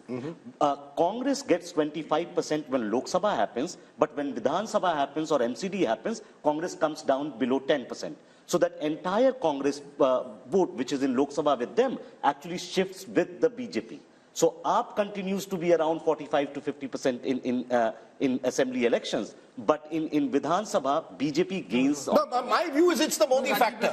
You know, what seems to be is that the Lok Sabha elections, you look at Narendra Modi. When you're fighting a state election, you look at Arvind Kejriwal. That's happened 2 elections in a row. And it seems, as per your numbers, it's going to happen again. It's a split vote, Rajdeep, and it's happening across India, across all the states, honestly speaking. Each and every state, if you look into the vote share of the last assembly and the last Lok Sabha in together, you will see somewhere between 10 to 25% of jump in favor of the BJP whenever the Lok Sabha elections are there. However, in case of Punjab, I must mention this because it's an important and critical point to add.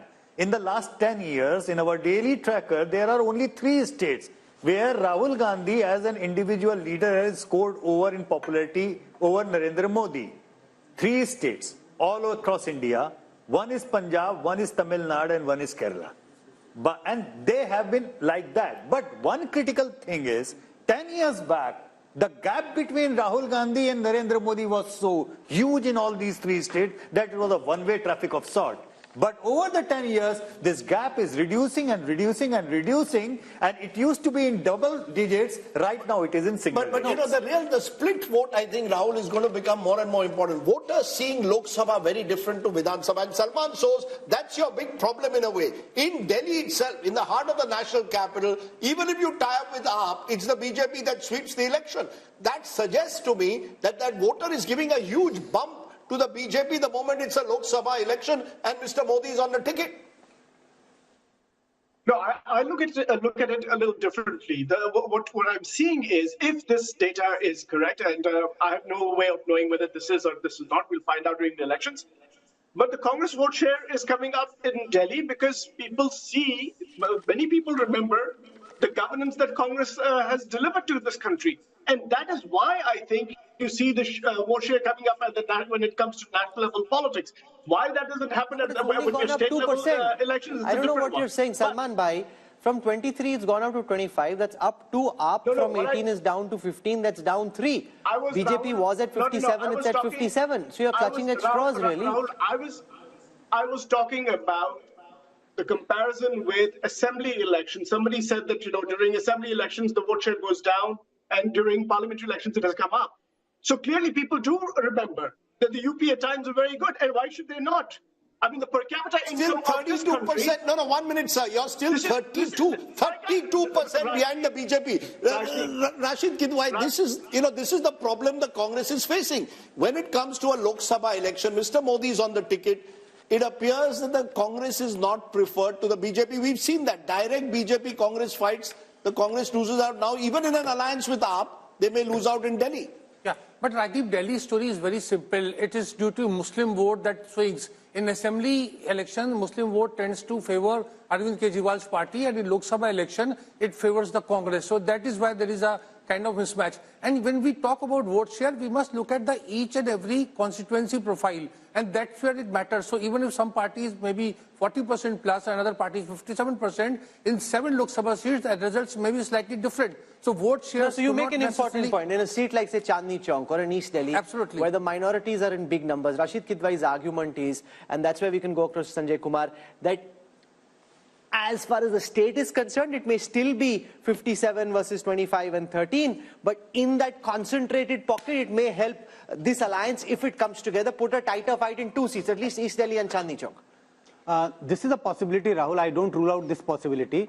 But if we are looking at on one side 57 and on the other side it is, say, in the 40s, 42, 45, 46, this is huge gap, makes it impossible that there are chances of close contest or a reversal in a couple of constituencies. The real story is the BJP, which gets about 38 to 40% in Vidhan Sabha, goes up to 57 in Lok Sabha. So Vidhan Sabha ki baat hi nahi kar rahe. No, that's the story. No, that's the story.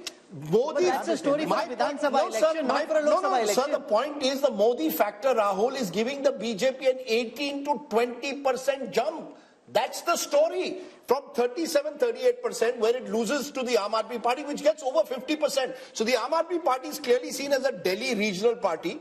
And the BJP in a Lok Sabha election takes it. Whatever the minority vote may get consolidated, but the majority vote in Delhi is going firmly towards the BJP for the Lok Sabha. 6 months later, have a Vidhan Sabha election, and the situation at least twice before has been very different. This time around, we don't know. So I think that's Rahul, the significance. I wanted to make a quick point. Yes. 2 things. One, the minority factor will come into play only assembly elections, where the assembly constituencies are smaller, and then you have enough number which can swing vote. Even in Chandni Chowk, you don't have 50% Muslim population, which can suddenly turn the seat. And besides, after delimitation in 2008, the entire composition of these seats have changed. Actually, in Delhi, there is not even a single Lok Sabha seat now which can say that, okay, minority votes are the decisive vote here. Yeah. Earlier, the Chandni Chowk, before till 2009 elections probably, that was the probability, but after 2008, delimitation. No, but in Delhi, if AAP and Congress are on the same ticket, it does make things more exciting. It does certainly, absolutely. It makes sense. Still be 7, but having said that, it's also the fact, Rajdeep, Sheila Dikshit ji was very clear, very clear that if Congress has to revive, they have to make sure they do not go with Aam Aadmi Party. That's how. Hakan is also clear. She has been very clear. So I really think, Rahul, the story which we must stress is this Modi factor. Because this kind of split verdict. But you're sounding surprised about it. No, because it's nowhere else in the world. You see, go across the world. A Republican state will vote for the Republicans both for the Senate usually and for the presidential election. In India, you're seeing it now in 2 consecutive elections. For Delhi, we want Arvind Kejriwal, but upar hamare liye Narendra Modi, and you're going to see it across the country. Because America doesn't have a Modi. That's why. I don't think it's as simplified as that. I think the Indian voter has very consciously decided state, who I want for chief minister and who I want for prime minister. And I think it is fascinating because I don't think, as I said, I don't know any other country in the world where it happens. No, we make too much out of this, and this is my personal opinion. There is only 15 to 20% of vote which swings here and there. That's a lot. No, but in only couple of states, except Odisha, except Delhi, do you see a split verdict of this kind? Yes, Karnataka. You see Karnataka in election after election, you vote for one party in the Vidhan Sabha, you vote for another party in Lok Sabha. I'm willing to have a small wager that there'll be another half a dozen states where this will happen. Can you bet like now, after Congress winning Karnataka in 2023, Congress is going to do same way as it done in 2019? But I met a Maharashtra leader yesterday. He said, we have put all our eggs, a Maharashtra Congress leader, we have put all our eggs in Vidhan Sabha. I said, what about Lok Sabha? He said, Lok Sabha madhe Modi aahe. Please understand. That's how they are seeing it. You're the reality on the ground. 2019. Madhya Pradesh, Rajasthan, Chhattisgarh. Let's come to Madhya Pradesh and Rajasthan because this is a fascinating political adda, and if we go on, we can be here all evening. So I want to come now to Madhya Pradesh and take you through the numbers. We need to just step on the pedal a bit so we can go, otherwise we'll be here all evening. So in Madhya Pradesh, the BJP had 28 seats. Apart from Chhindwara, they won 28 out of 29 seats. This time, they're expected to come down to 27. The India Alliance had 1, expected to go up to 2. This is as far as votes are concerned. 58% last time for the BJP, same this time. And the Congress's vote share, 35 last time, expected to be 38 this time. So basically, you're predicting that one other seat could possibly go away from the BJP and one extra seat could get added to the Congress. I want to quickly go across to Rajasthan as well. From Madhya Pradesh, we'll take vote share first. The NDA had 61% vote share, the BJP had 61% vote share, this time 59. The Congress had 34, this time 35. Let's quickly see how that converts into seats. No surprises here. If that's how big your lead is, 59 plays 35 in a bipolar election, it's a clean sweep. So they're holding on, Yashwant Deshmukh, two areas where they shouldn't lose. You know, all these complicated, really detailed, finesse, nuance graphics that we have on the election intelligence dashboard, they're not going to be of any use. If this is how one-way the traffic is, then what's the point of all the finessing? Well, you know, I was just trying to give what Rajdeep was saying. I will just give a term to it. I call it Modi dividend. There is a clear cut, on an average, 15 points Modi dividend as far as the Lok Sabha election is concerned. And the split vote, ironically, you know, I coined that term in 2004 while explaining why Vajpayee's popularity did not translate into votes for the NDA in 2004, because there was a lack of a split vote. And since then, we have seen slowly and steady, the number has been increasing. While Rahul is correct that, you know, in many of the states, it is not very clear cut in that way, because in many states where BJP has been absent, their split vote also to take them across a threshold of 30% wouldn't come. Like, say, for example, Kerala. Kerala Vidhan Sabha election, BJP goes into single digits. In Lok Sabha election, they almost touch 20%. But can I just make a point, and Raj, I want you to come in on this. When BJP swept states like Rajasthan and Madhya Pradesh in 2019, we called it the Balakot bump. That post-Balakot, Mr. Modi had taken over the entire space. Now, even without Balakot, the fact is in both these states, the BJP is holding its own, sweeping Rajasthan as per this poll. 27 out of 29 in Madhya Pradesh. In Rajasthan, there was a close contest just a month ago. And yet now, Lok Sabha, it appears it's the BJP all the way. What explains it? So we can even throw Balakot probably out of the equation. Just say there is the Moditwa factor. You know, if you look at it, and if you ask somebody, even in Delhi or in Madhya Pradesh, who would you really want in the center? I mean, that's the question. And that answer is a very logical answer that voters would give. I would gather in Madhya Pradesh as well, who is the Congress projecting for them to vote for? Even as Prime Minister? As Prime Minister. Whereas you have Modi, and he has performed well. The state has rewarded him well. And I think here, if you look at it, just to make a larger point, there has to be a saffron wash, what I call a saffron wash, in about 6-7 states for the BJP to get to its 303 or 370. Madhya Pradesh is one of those states. It lost one seat last time. And there's a whole cluster of states where their vote percentage is 50% or more.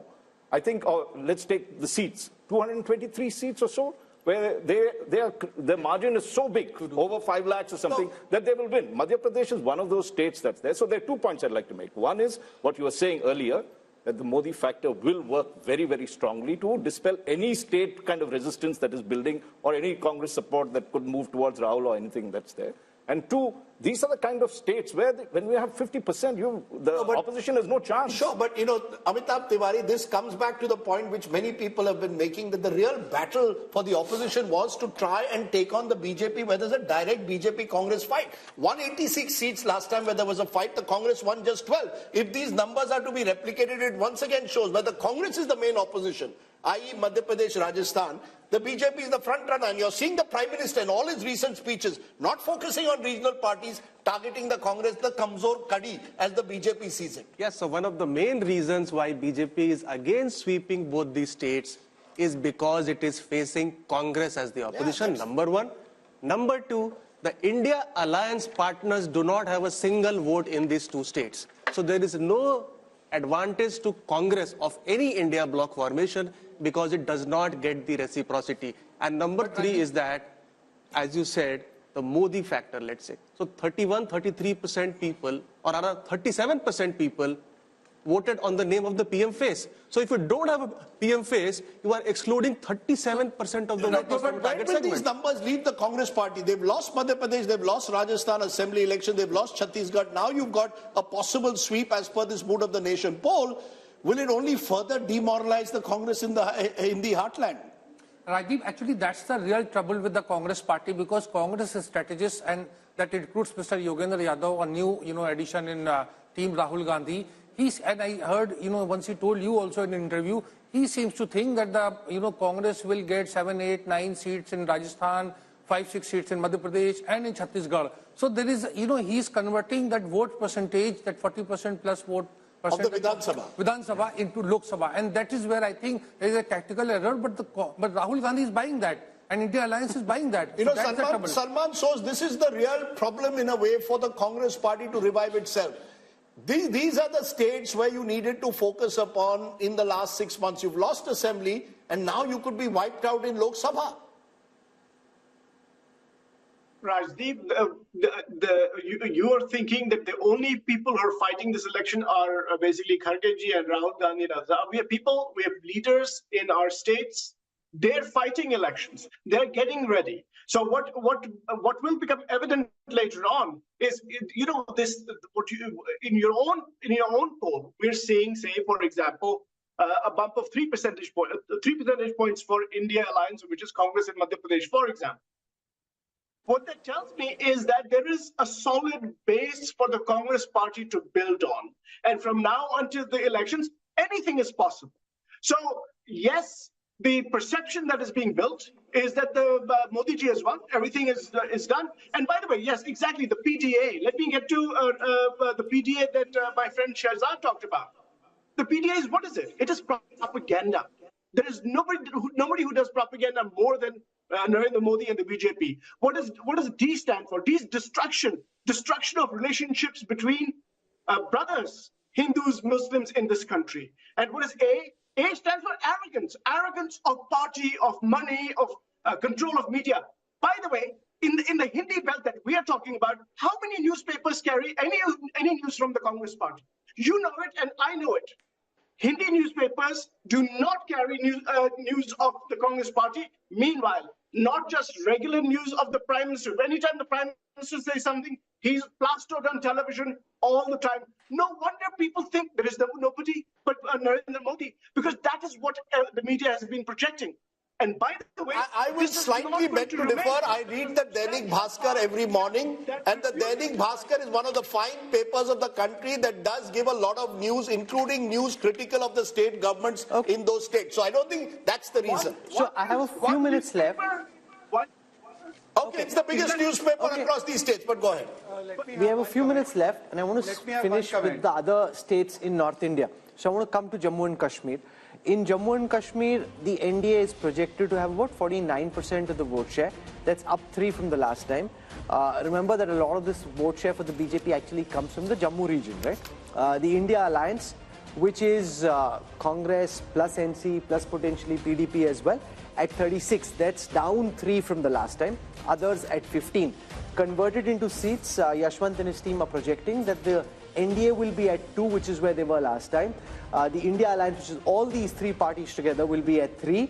So basically the Valley seats going to the India Alliance, the Jammu seats, regardless of what happens in the Jammu region, going to the BJP. From there, let's come to Ladakh, where we saw a big protest recently, but despite that, Yashwant and his team are projecting that Ladakh will be with the NDA. From there, let's now come to Haryana. 10 seats in Haryana. The India Alliance, the NDA, which is BJP and JJP in Haryana, now expected to come down from 10 to 8, a loss of 2. The Congress, which lost even Rohtak last time, expected to go up from 0 to 2, up 2. Now, what makes you think that that is going to happen, given the fact that there is a 12% vote share gap, 50 plays 38 in Haryana? Haryana don't count the vote share gaps as such, because you remember that Haryana assembly election, out of the fact that BJP was having a almost 10% gap lead over the BJP, I kind of predicted that BJP will sweep, but it became a hung. Where on earth did you find that a party with a lead of 10% votes and still ended up in a hung assembly in Haryana? So there are 2 different kinds of Haryanas. Let's be very upfront about it.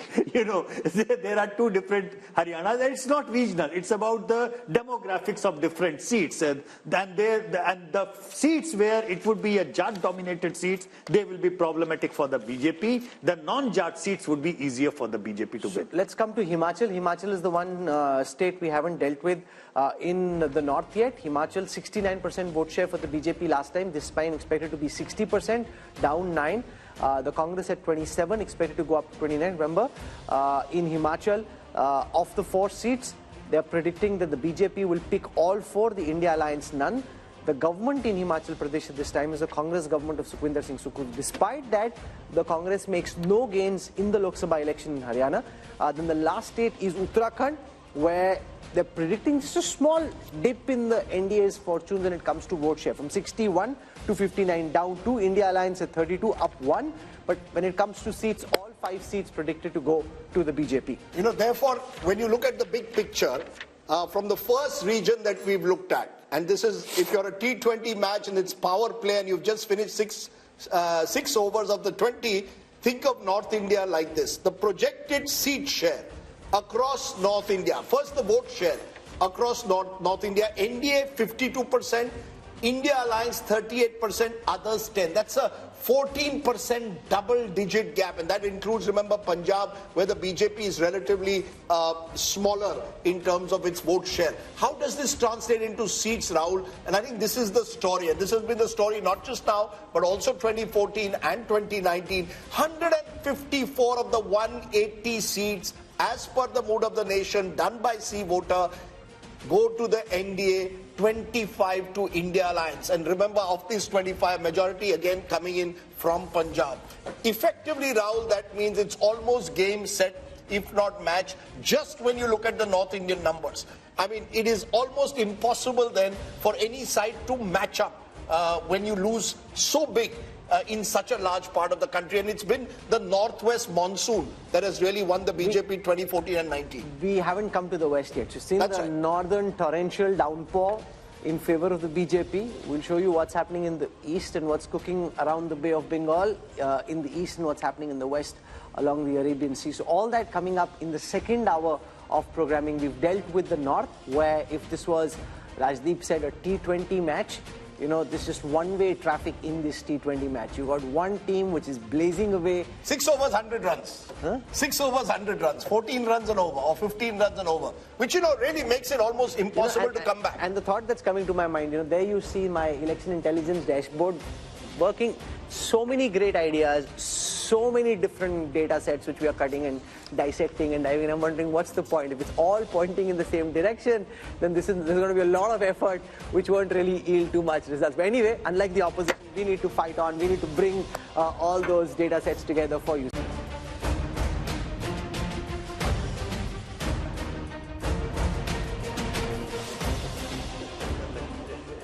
Welcome back to the mood of the nation. India Today's biannual survey with C Voter, which is telling you just ahead of the general elections what will happen in state by state to give you the big picture. Who's winning the battle for 2024? We spent the first hour dealing with the North Indian states. We'll now switch to the South. And remember, Rajdeep, there's been this big North versus South effort that the opposition is making to try and build a narrative around how North Indian states are different from South Indian states. Do South Indian states truly feel and vote differently? We'll find out in this hour. Remember, we've given you the North India numbers in the first half. 154 of the 180 seats going to the BJP-led NDA. India Alliance just 25, others 1. So there's a North typhoon. What's happening in the South? Is there a hurricane the other way around? Let's start. India mein cyclone aata hai, sir. Cyclone. Okay, the southern cyclone. Sorry, the southern cyclone and there are cyclones that take place in south of the country. We're starting with Karnataka, a state which, remember, went to the polls 7 months ago in Vidhan Sabha. And interestingly, this is what it's showing.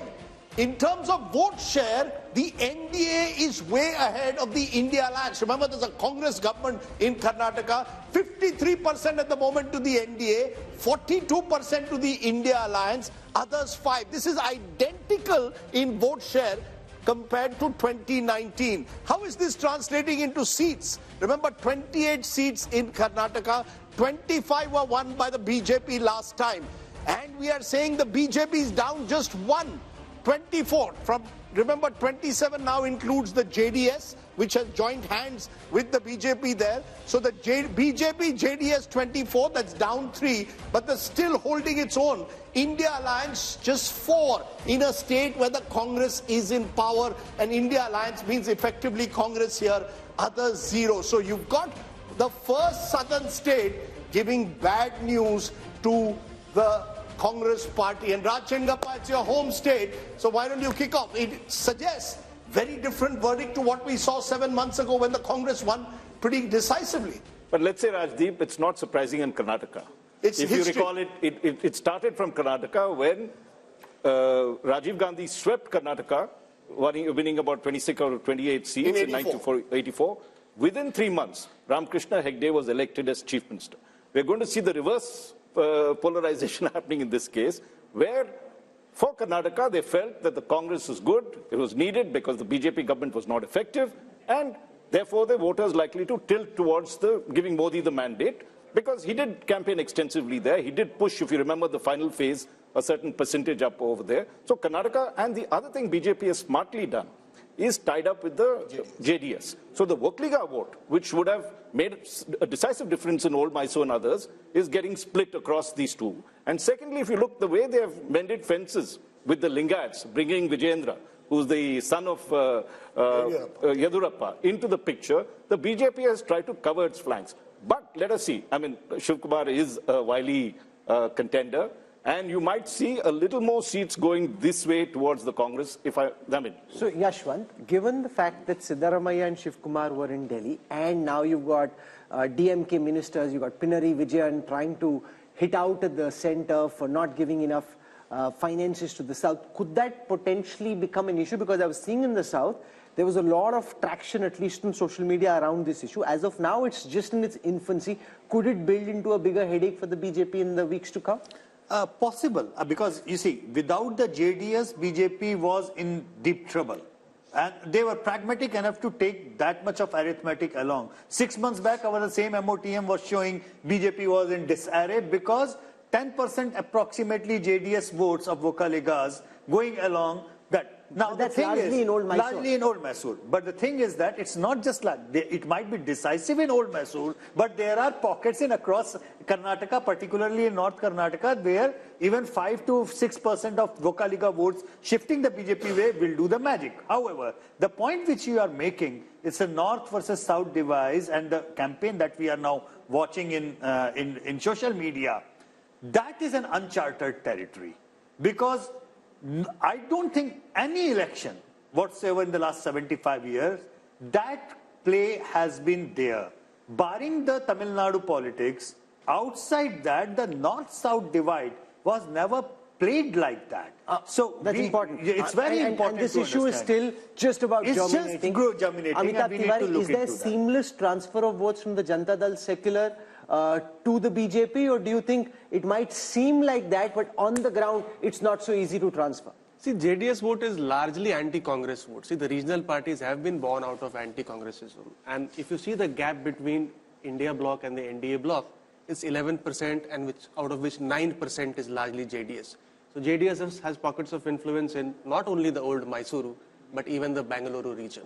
There, the implementation of schemes has been very good. And Congress is trying to project the Karnataka model as their model. But historically, BJP has been strong in Karnataka. From 1919 to 2019, they have won all the elections barring 1999.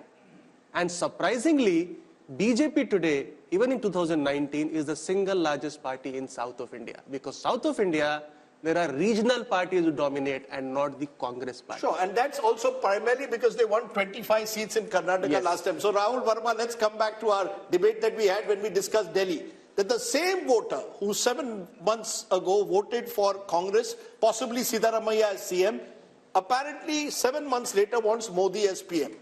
As Raj Chengappa said, it's not unusual, but it seems to me the one state where it's pronounced in the south is in Karnataka. See, Modi is one of the biggest vote aggregator of our time. There's no doubt about it. And he pulls BJP's vote. He's more popular than the party itself. If BJP gets around 37% vote, Modi's popularity rating would be around 45-50%. So that means PM pulls the party. What I was trying to differ with, that the segment which changes vote into election is smaller than the claim that we try to make. Right. And think of it, like Yashwant pointed this out. 6 months back, after the, so Karnataka elections happened in March and the last MOTN had happened around August. BJP was not doing that well. See, what BJP is doing in every state where they were having trouble is making efforts, right? In Karnataka, they tried to get JDS. They made a pact with Lingayat. On the other hand, and again, in Karnataka, what Amitabh had said in the beginning, the challenger is Congress. Congress seems not to be doing enough efforts in places where it's strong and credible. No, but also imagine, Sanjay Kumar, despite being the mighty force that they are at the moment, the BJP is willing to tactically cede ground everywhere. Yeah. Even in Western Uttar Pradesh, to a party like the RLD, to the JDS, where they think that they can make inroads in old Mysore. And also, Rahul, they called the JDS, they called Kumaraswamy corrupt and a dynast.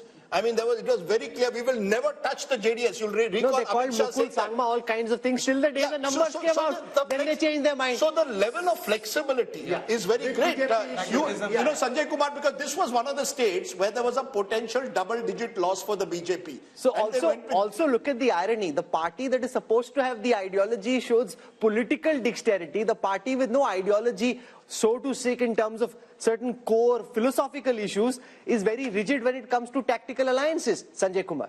I think the problem with the Congress is that it is slow in taking initiative.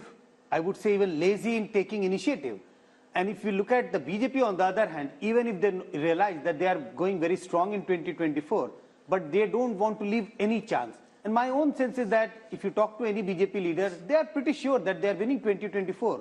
But why they are entering into all these alliances despite ideological differences, despite having, given strong statement against the leader of those parties, is that they want to big win. They don't only want to big 2024. Let's take that just a minute. I'll come to you, Rashid, the moment. Mohan Kumaramangalam, national spokesperson of the Congress, Ajay Alok of the BJP. To both of you, first to you, Mohan Kumaramangalam. There's so much of talk of the Karnataka model, that the Congress is saying the guarantees that we have given will win us an election. The numbers at the moment are showing, at least in a Lok Sabha, that's not working. I spoke to Mr. Siddaramaiah only yesterday. He seemed very confident. He also is playing this sort of discrimination against Karnataka card. But at the end of the day, our numbers are showing the BJP virtually repeating its performance of 2019, which would be hugely significant. If your numbers do bear out, Rajdeep, it would be hugely significant, no doubt. But I think your survey was conducted between December, May to January end, if I'm not wrong, which is at the height of the Ram Mandir propaganda craze that happened. And everything online, everything on TV, everything you turned on any channel was about the Ram Mandir. So I think definitely that sort of hysteria would have been captured somewhere in your survey. I don't think that they would find it easy to maintain that kind of momentum going forward. The other thing is the arithmetic of JDS plus BJP might look right, but I don't think the chemistry works at all. Just for example, Kumarasamy was in a rally with the BJP and was wearing a saffron shawl, I think, and the senior patriarch Devagowda came out and said that it would have been better had he been wearing JDS colors. So even something as small as that could be a flashpoint for misunderstanding between the two. The third thing is, you have this national narrative of the BJP that is against nepotism, dynastic rule, etc. So I'm wondering how they're going to reconcile that with pushing Vijendra to the front as sort of the face of their party in Karnataka. You just can't reconcile the two in a national election. And like I said, alliances, whether that be with the JDS or with someone else, they don't really, vote transference is going to be one of the major issues to watch out for in there. Ajay Alok, on Karnataka, the transferability of votes from the Janata Dal secular to the BJP and vice versa, the Congress would hope that that might not be easy. We saw in the last elections, but also the JDS's vote is typically an anti-Congress vote. It didn't happen when the Congress and the JDS were together. That's the concern. Will there be transferability of votes, or do you think, especially in Old Mysore, the BJP is now seeping the idea that it's okay to vote for the Kamal, and that helps the BJP in a 15-20 year horizon as well, build in the one region where they are weak in Karnataka?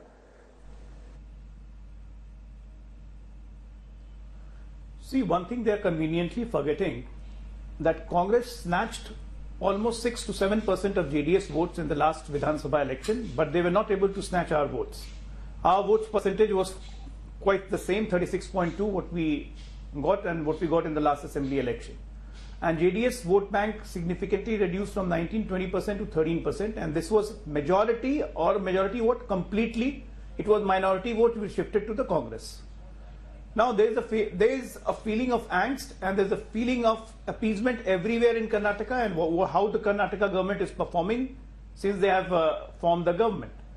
So there is a natural chemistry and a bonhomie between JDS and the BJP, and BJP and JDS combined together, we are crossing 50% mark very easily. Sir, with due regard, and with the dynamism and with the momentum of the election going on. Sir, with due regard, when you say natural chemistry, 7 months ago you were name calling each other. I mean, you were calling him a dynast, you were saying their family is corrupt, the Gowda family is corrupt. This was, all your top leaders were going to Karnataka and saying this. So, is it that you've decided, chunav ke liye kuch bhi, forget the past, we have to win 2024? See, chunav ke liye kuch bhi nahi. We are a political party and we have to look at the situation at the ground. And of course, when we are not with JDS, why we shouldn't highlight their problem and what their corruption issue was. The Congress will also do the same. Now since they are with us, we have to look at the ground reality of what kind of appeasement politics is being followed in Karnataka. And that are they now not corrupt? My direct question to you is, JDS not corrupt now? Is JDS now no longer dynastical?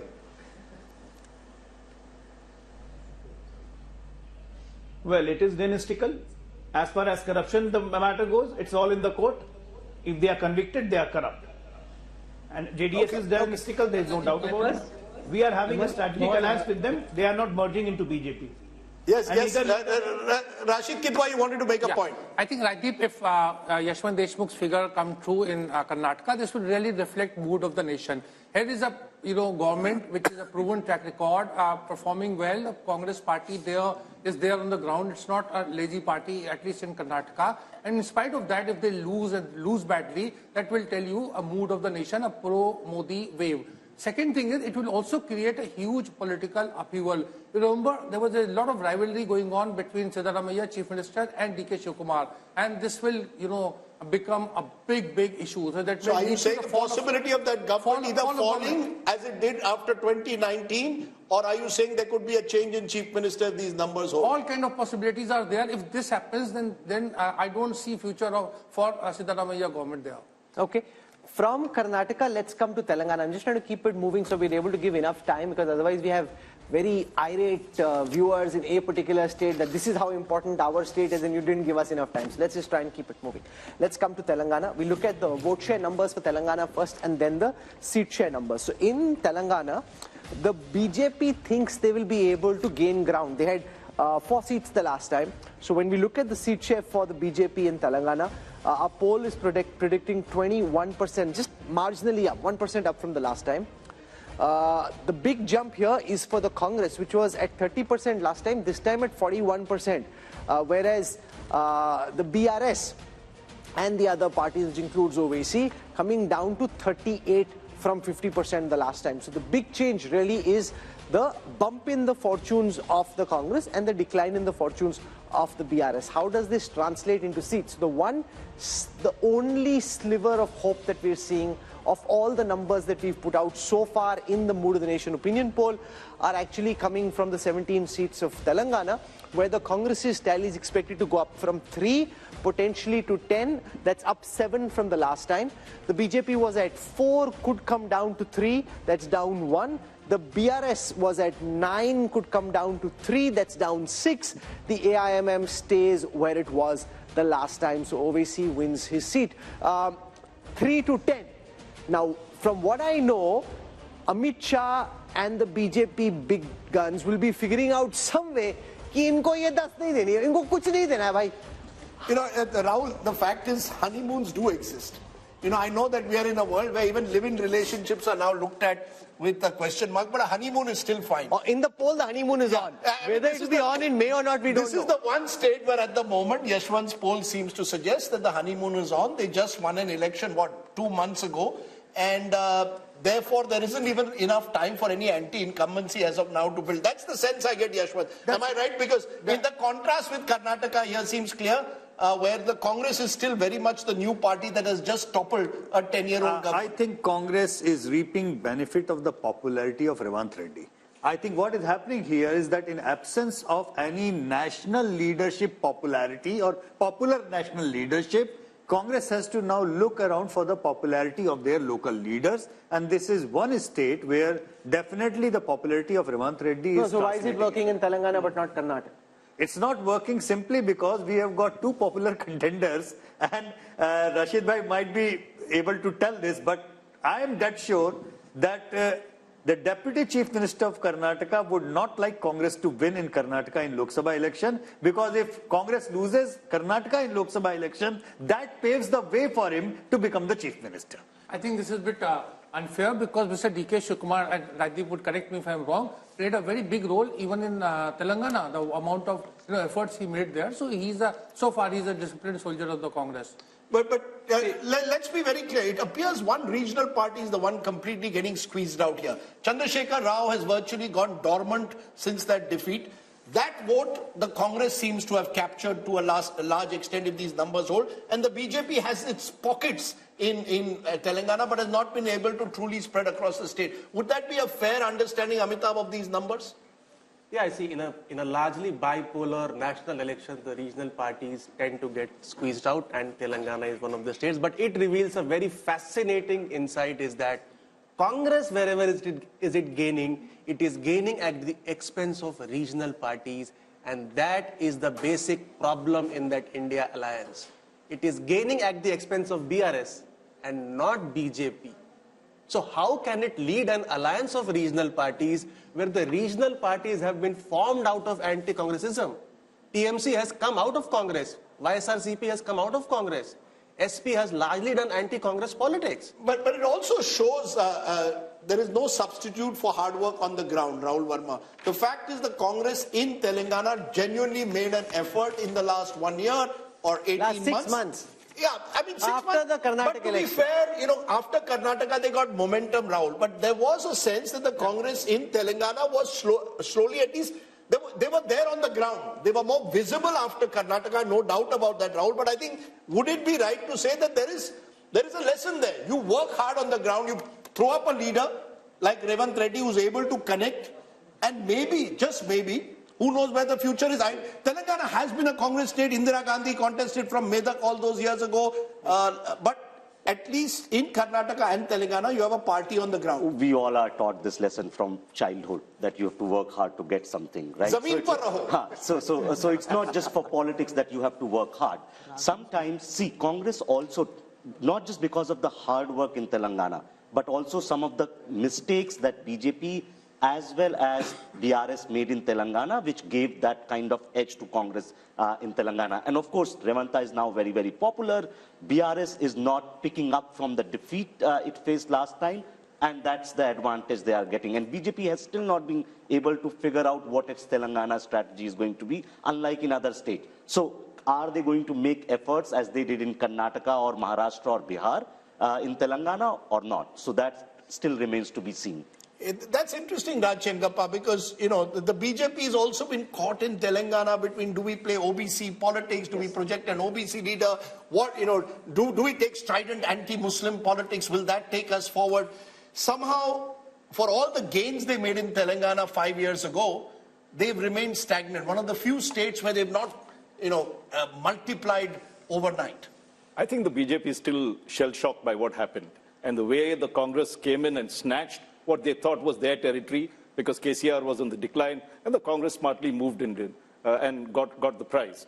But I just want to make a larger point, which we did in passing reference. And we talked about, and Rajdeep, you had talked about, I think this whole thing that Siddaramaiah and Shivkumar came to Delhi for, and you've seen these full-page advertisements about the South being neglected, not being given the due in terms of its money that was there. I think that is a potent force as it gets along, because it's also tied up with delimitation in some senses. That somehow the South is performing very well. Telangana is one of the states, Karnataka we talked about, and yet, you know, so this kind of thing can begin to erode on the Modi wave factor. No, so it is an idea. There can be no doubt about it.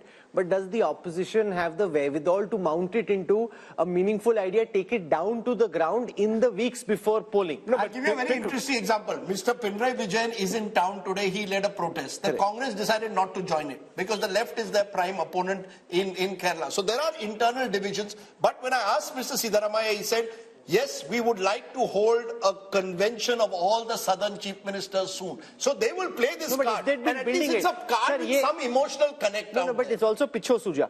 It's a real last minute kind of idea, right? To be able to take this idea, build it into something big requires some time. And the other worry is... The idea to begin with, you are only 2 months away from the election. Even if you play it well, South is only 130 or 140. No, but in those states Rahul, it may do well. Rahul, can I just make a point? If in Karnataka they've swallowed the poison chalice and had to drink from that one, it is because they know that if they lose Karnataka, the BJP, the whole Modi wave that begins to shrink, because at 25 seats, it is the one that tilts decisively in terms of if moving from, say, whatever figure that they have now, if they are 303, if it starts dropping like they had last time, they lose a lot. So that is why you will see that they are so concerned. Look at they are willing to compromise, whether it is in Bihar, as we've seen, in any of these places, despite the fact that they seem invincible, the BJP is insecure for whatever reason, and it is showing up in these places. I actually don't think it's insecurity. I actually now am convinced the BJP,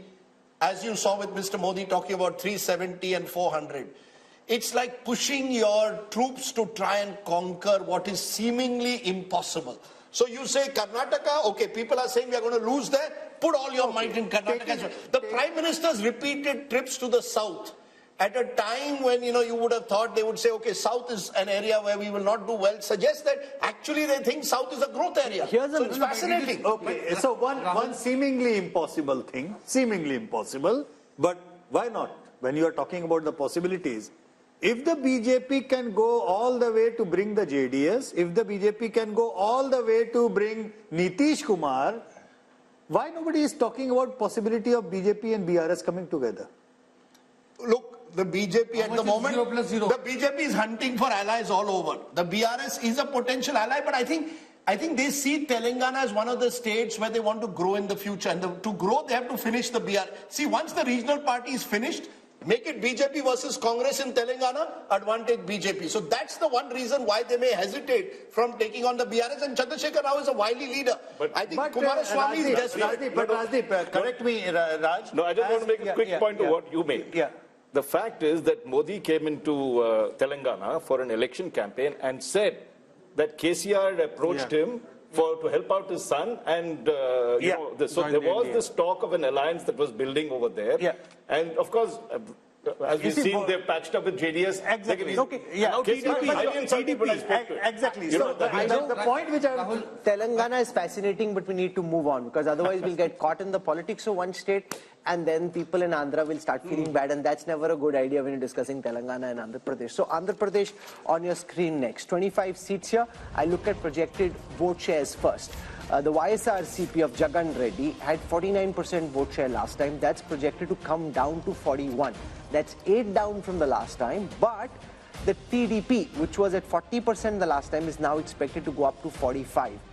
Remember, we had Chandrababu Naidu meeting the Home Minister recently. Are they picking up signals which before this poll the others hadn't, but BJP obviously had its own polling on the ground? The BJP had very little vote share, it's just marginally expected to go up. The Congress had very little vote share, marginally expected to go up. But the big change there is for the first time, we are seeing the vote share of the YSRCP since Jagan led his party to power after that famous Padyatra, lesser than the TDP, a 4% gap, converted into seats. Fascinating here, very, very fascinating. Because remember, Chandrababu Naidu was really given the rough end of the legal stick recently, and there's a lot of talk amongst the TDP supporters that there is sympathy on the ground there. That is reflecting in the numbers for the first time, because from 0 the TDP is projected to go up to 17. If you ask me, of all that we've seen, this is the one number that pops out of the screen and grabs my attention. You know, my sense is Mr. Amit Shah has got a sense of what Yashwant Deshmukh's poll was suggesting. Because why is no, it? Sanjay Kumar is surprised. He's the ulta because you've got, before I get, because you see, Chandrababu Naidu was there. Clarification, Rajdeep. Yes. Is TDP only TDP or TDP plus Jan Sena, obviously. Plus Jan Sena. Is it Jan Sena also in TDP? But you see, the thing is that you've got a party whose leader, Chandrababu Naidu, has been knocking on the doors of the NDA for months now. And the NDA wasn't opening the door. Suddenly at the Ram consecration ceremony, you see Chandrababu Naidu there. Now Chandrababu Naidu's come back to Delhi, and apparently there are two views within the BJP. How far should you go to completely embrace him? But I think the BJP wants to be clear. They want to be with the winning side in Andhra Pradesh. And the Andhra side also wants to be with the BJP because you need help from the center. So if these numbers are right, one of the alliances we could see in the next couple of weeks is TDP. No, but remember, Jagan is also meeting Amit Shah. So now we don't know. I'm just saying these numbers. These the numbers BJP has both the Andhra balls up in the air. They can decide where they want to go. No, the thing is that BJP cannot decide who forms the government in Andhra, because I think the real battle there remains Chandrababu versus Jagan Rahul. But with these numbers, the BJP will be tempted to go along with Yashwant Deshmukh. This is the most fascinating insight of all that we've seen so far. The Telugu Desam, where many people had started writing the obituary of Chandrababu, political obituary of Chandrababu Naidu and his party, pops out. Jagan Reddy, who so far is busy, and I'm sure he'll be watching this, so we should be just slightly mindful of what we say, busy projecting invincibility, is suddenly seeming on shaky ground. And how does this then impact potentially the assembly election, which will also be held at the same time? I think the problem what Jagan Mohan Reddy is facing, not that his own personal popularity has taken a hit. I think the problem is there is a huge number of non-performing MLAs and MPs. The anti-incumbency at the micro level. In your view, is the assembly mood also the same? Yeah, I mean that's what is happening right now. You're sure about that? Unless he changes, no, because you don't know for sure, because this is a Lok Sabha poll. Yeah, that's what I'm saying. But do you think it indicates assembly mood also? I'm getting the indication of that same as well. Unless he changes huge number of sitting MLAs, chops the tickets and gives fresh faces, he has a problem even in the assembly. What's gone wrong for him? You met him recently. What could have suddenly gone wrong? Because this was not the situation in the last MOTN. So it's obviously changed just in the last 6 months. Look, the fact is, Andhra polls have always been closely competitive. Even when Jagan lost in 2014, it was a very wafer-thin margin, especially in terms of votes. So both sides have strong vote bases of their own. If the Kapu vote, which comes in through a Jan Sena, gives you an accretion, it helps Chandrababu Naidu. My sense is I would not write off Jagan Mohan Reddy. He's done a lot of welfare schemes. He's banking on welfare schemes, the sort of Modi model taken into the Labharti model at the state level. But there is also a sense that many of his MLAs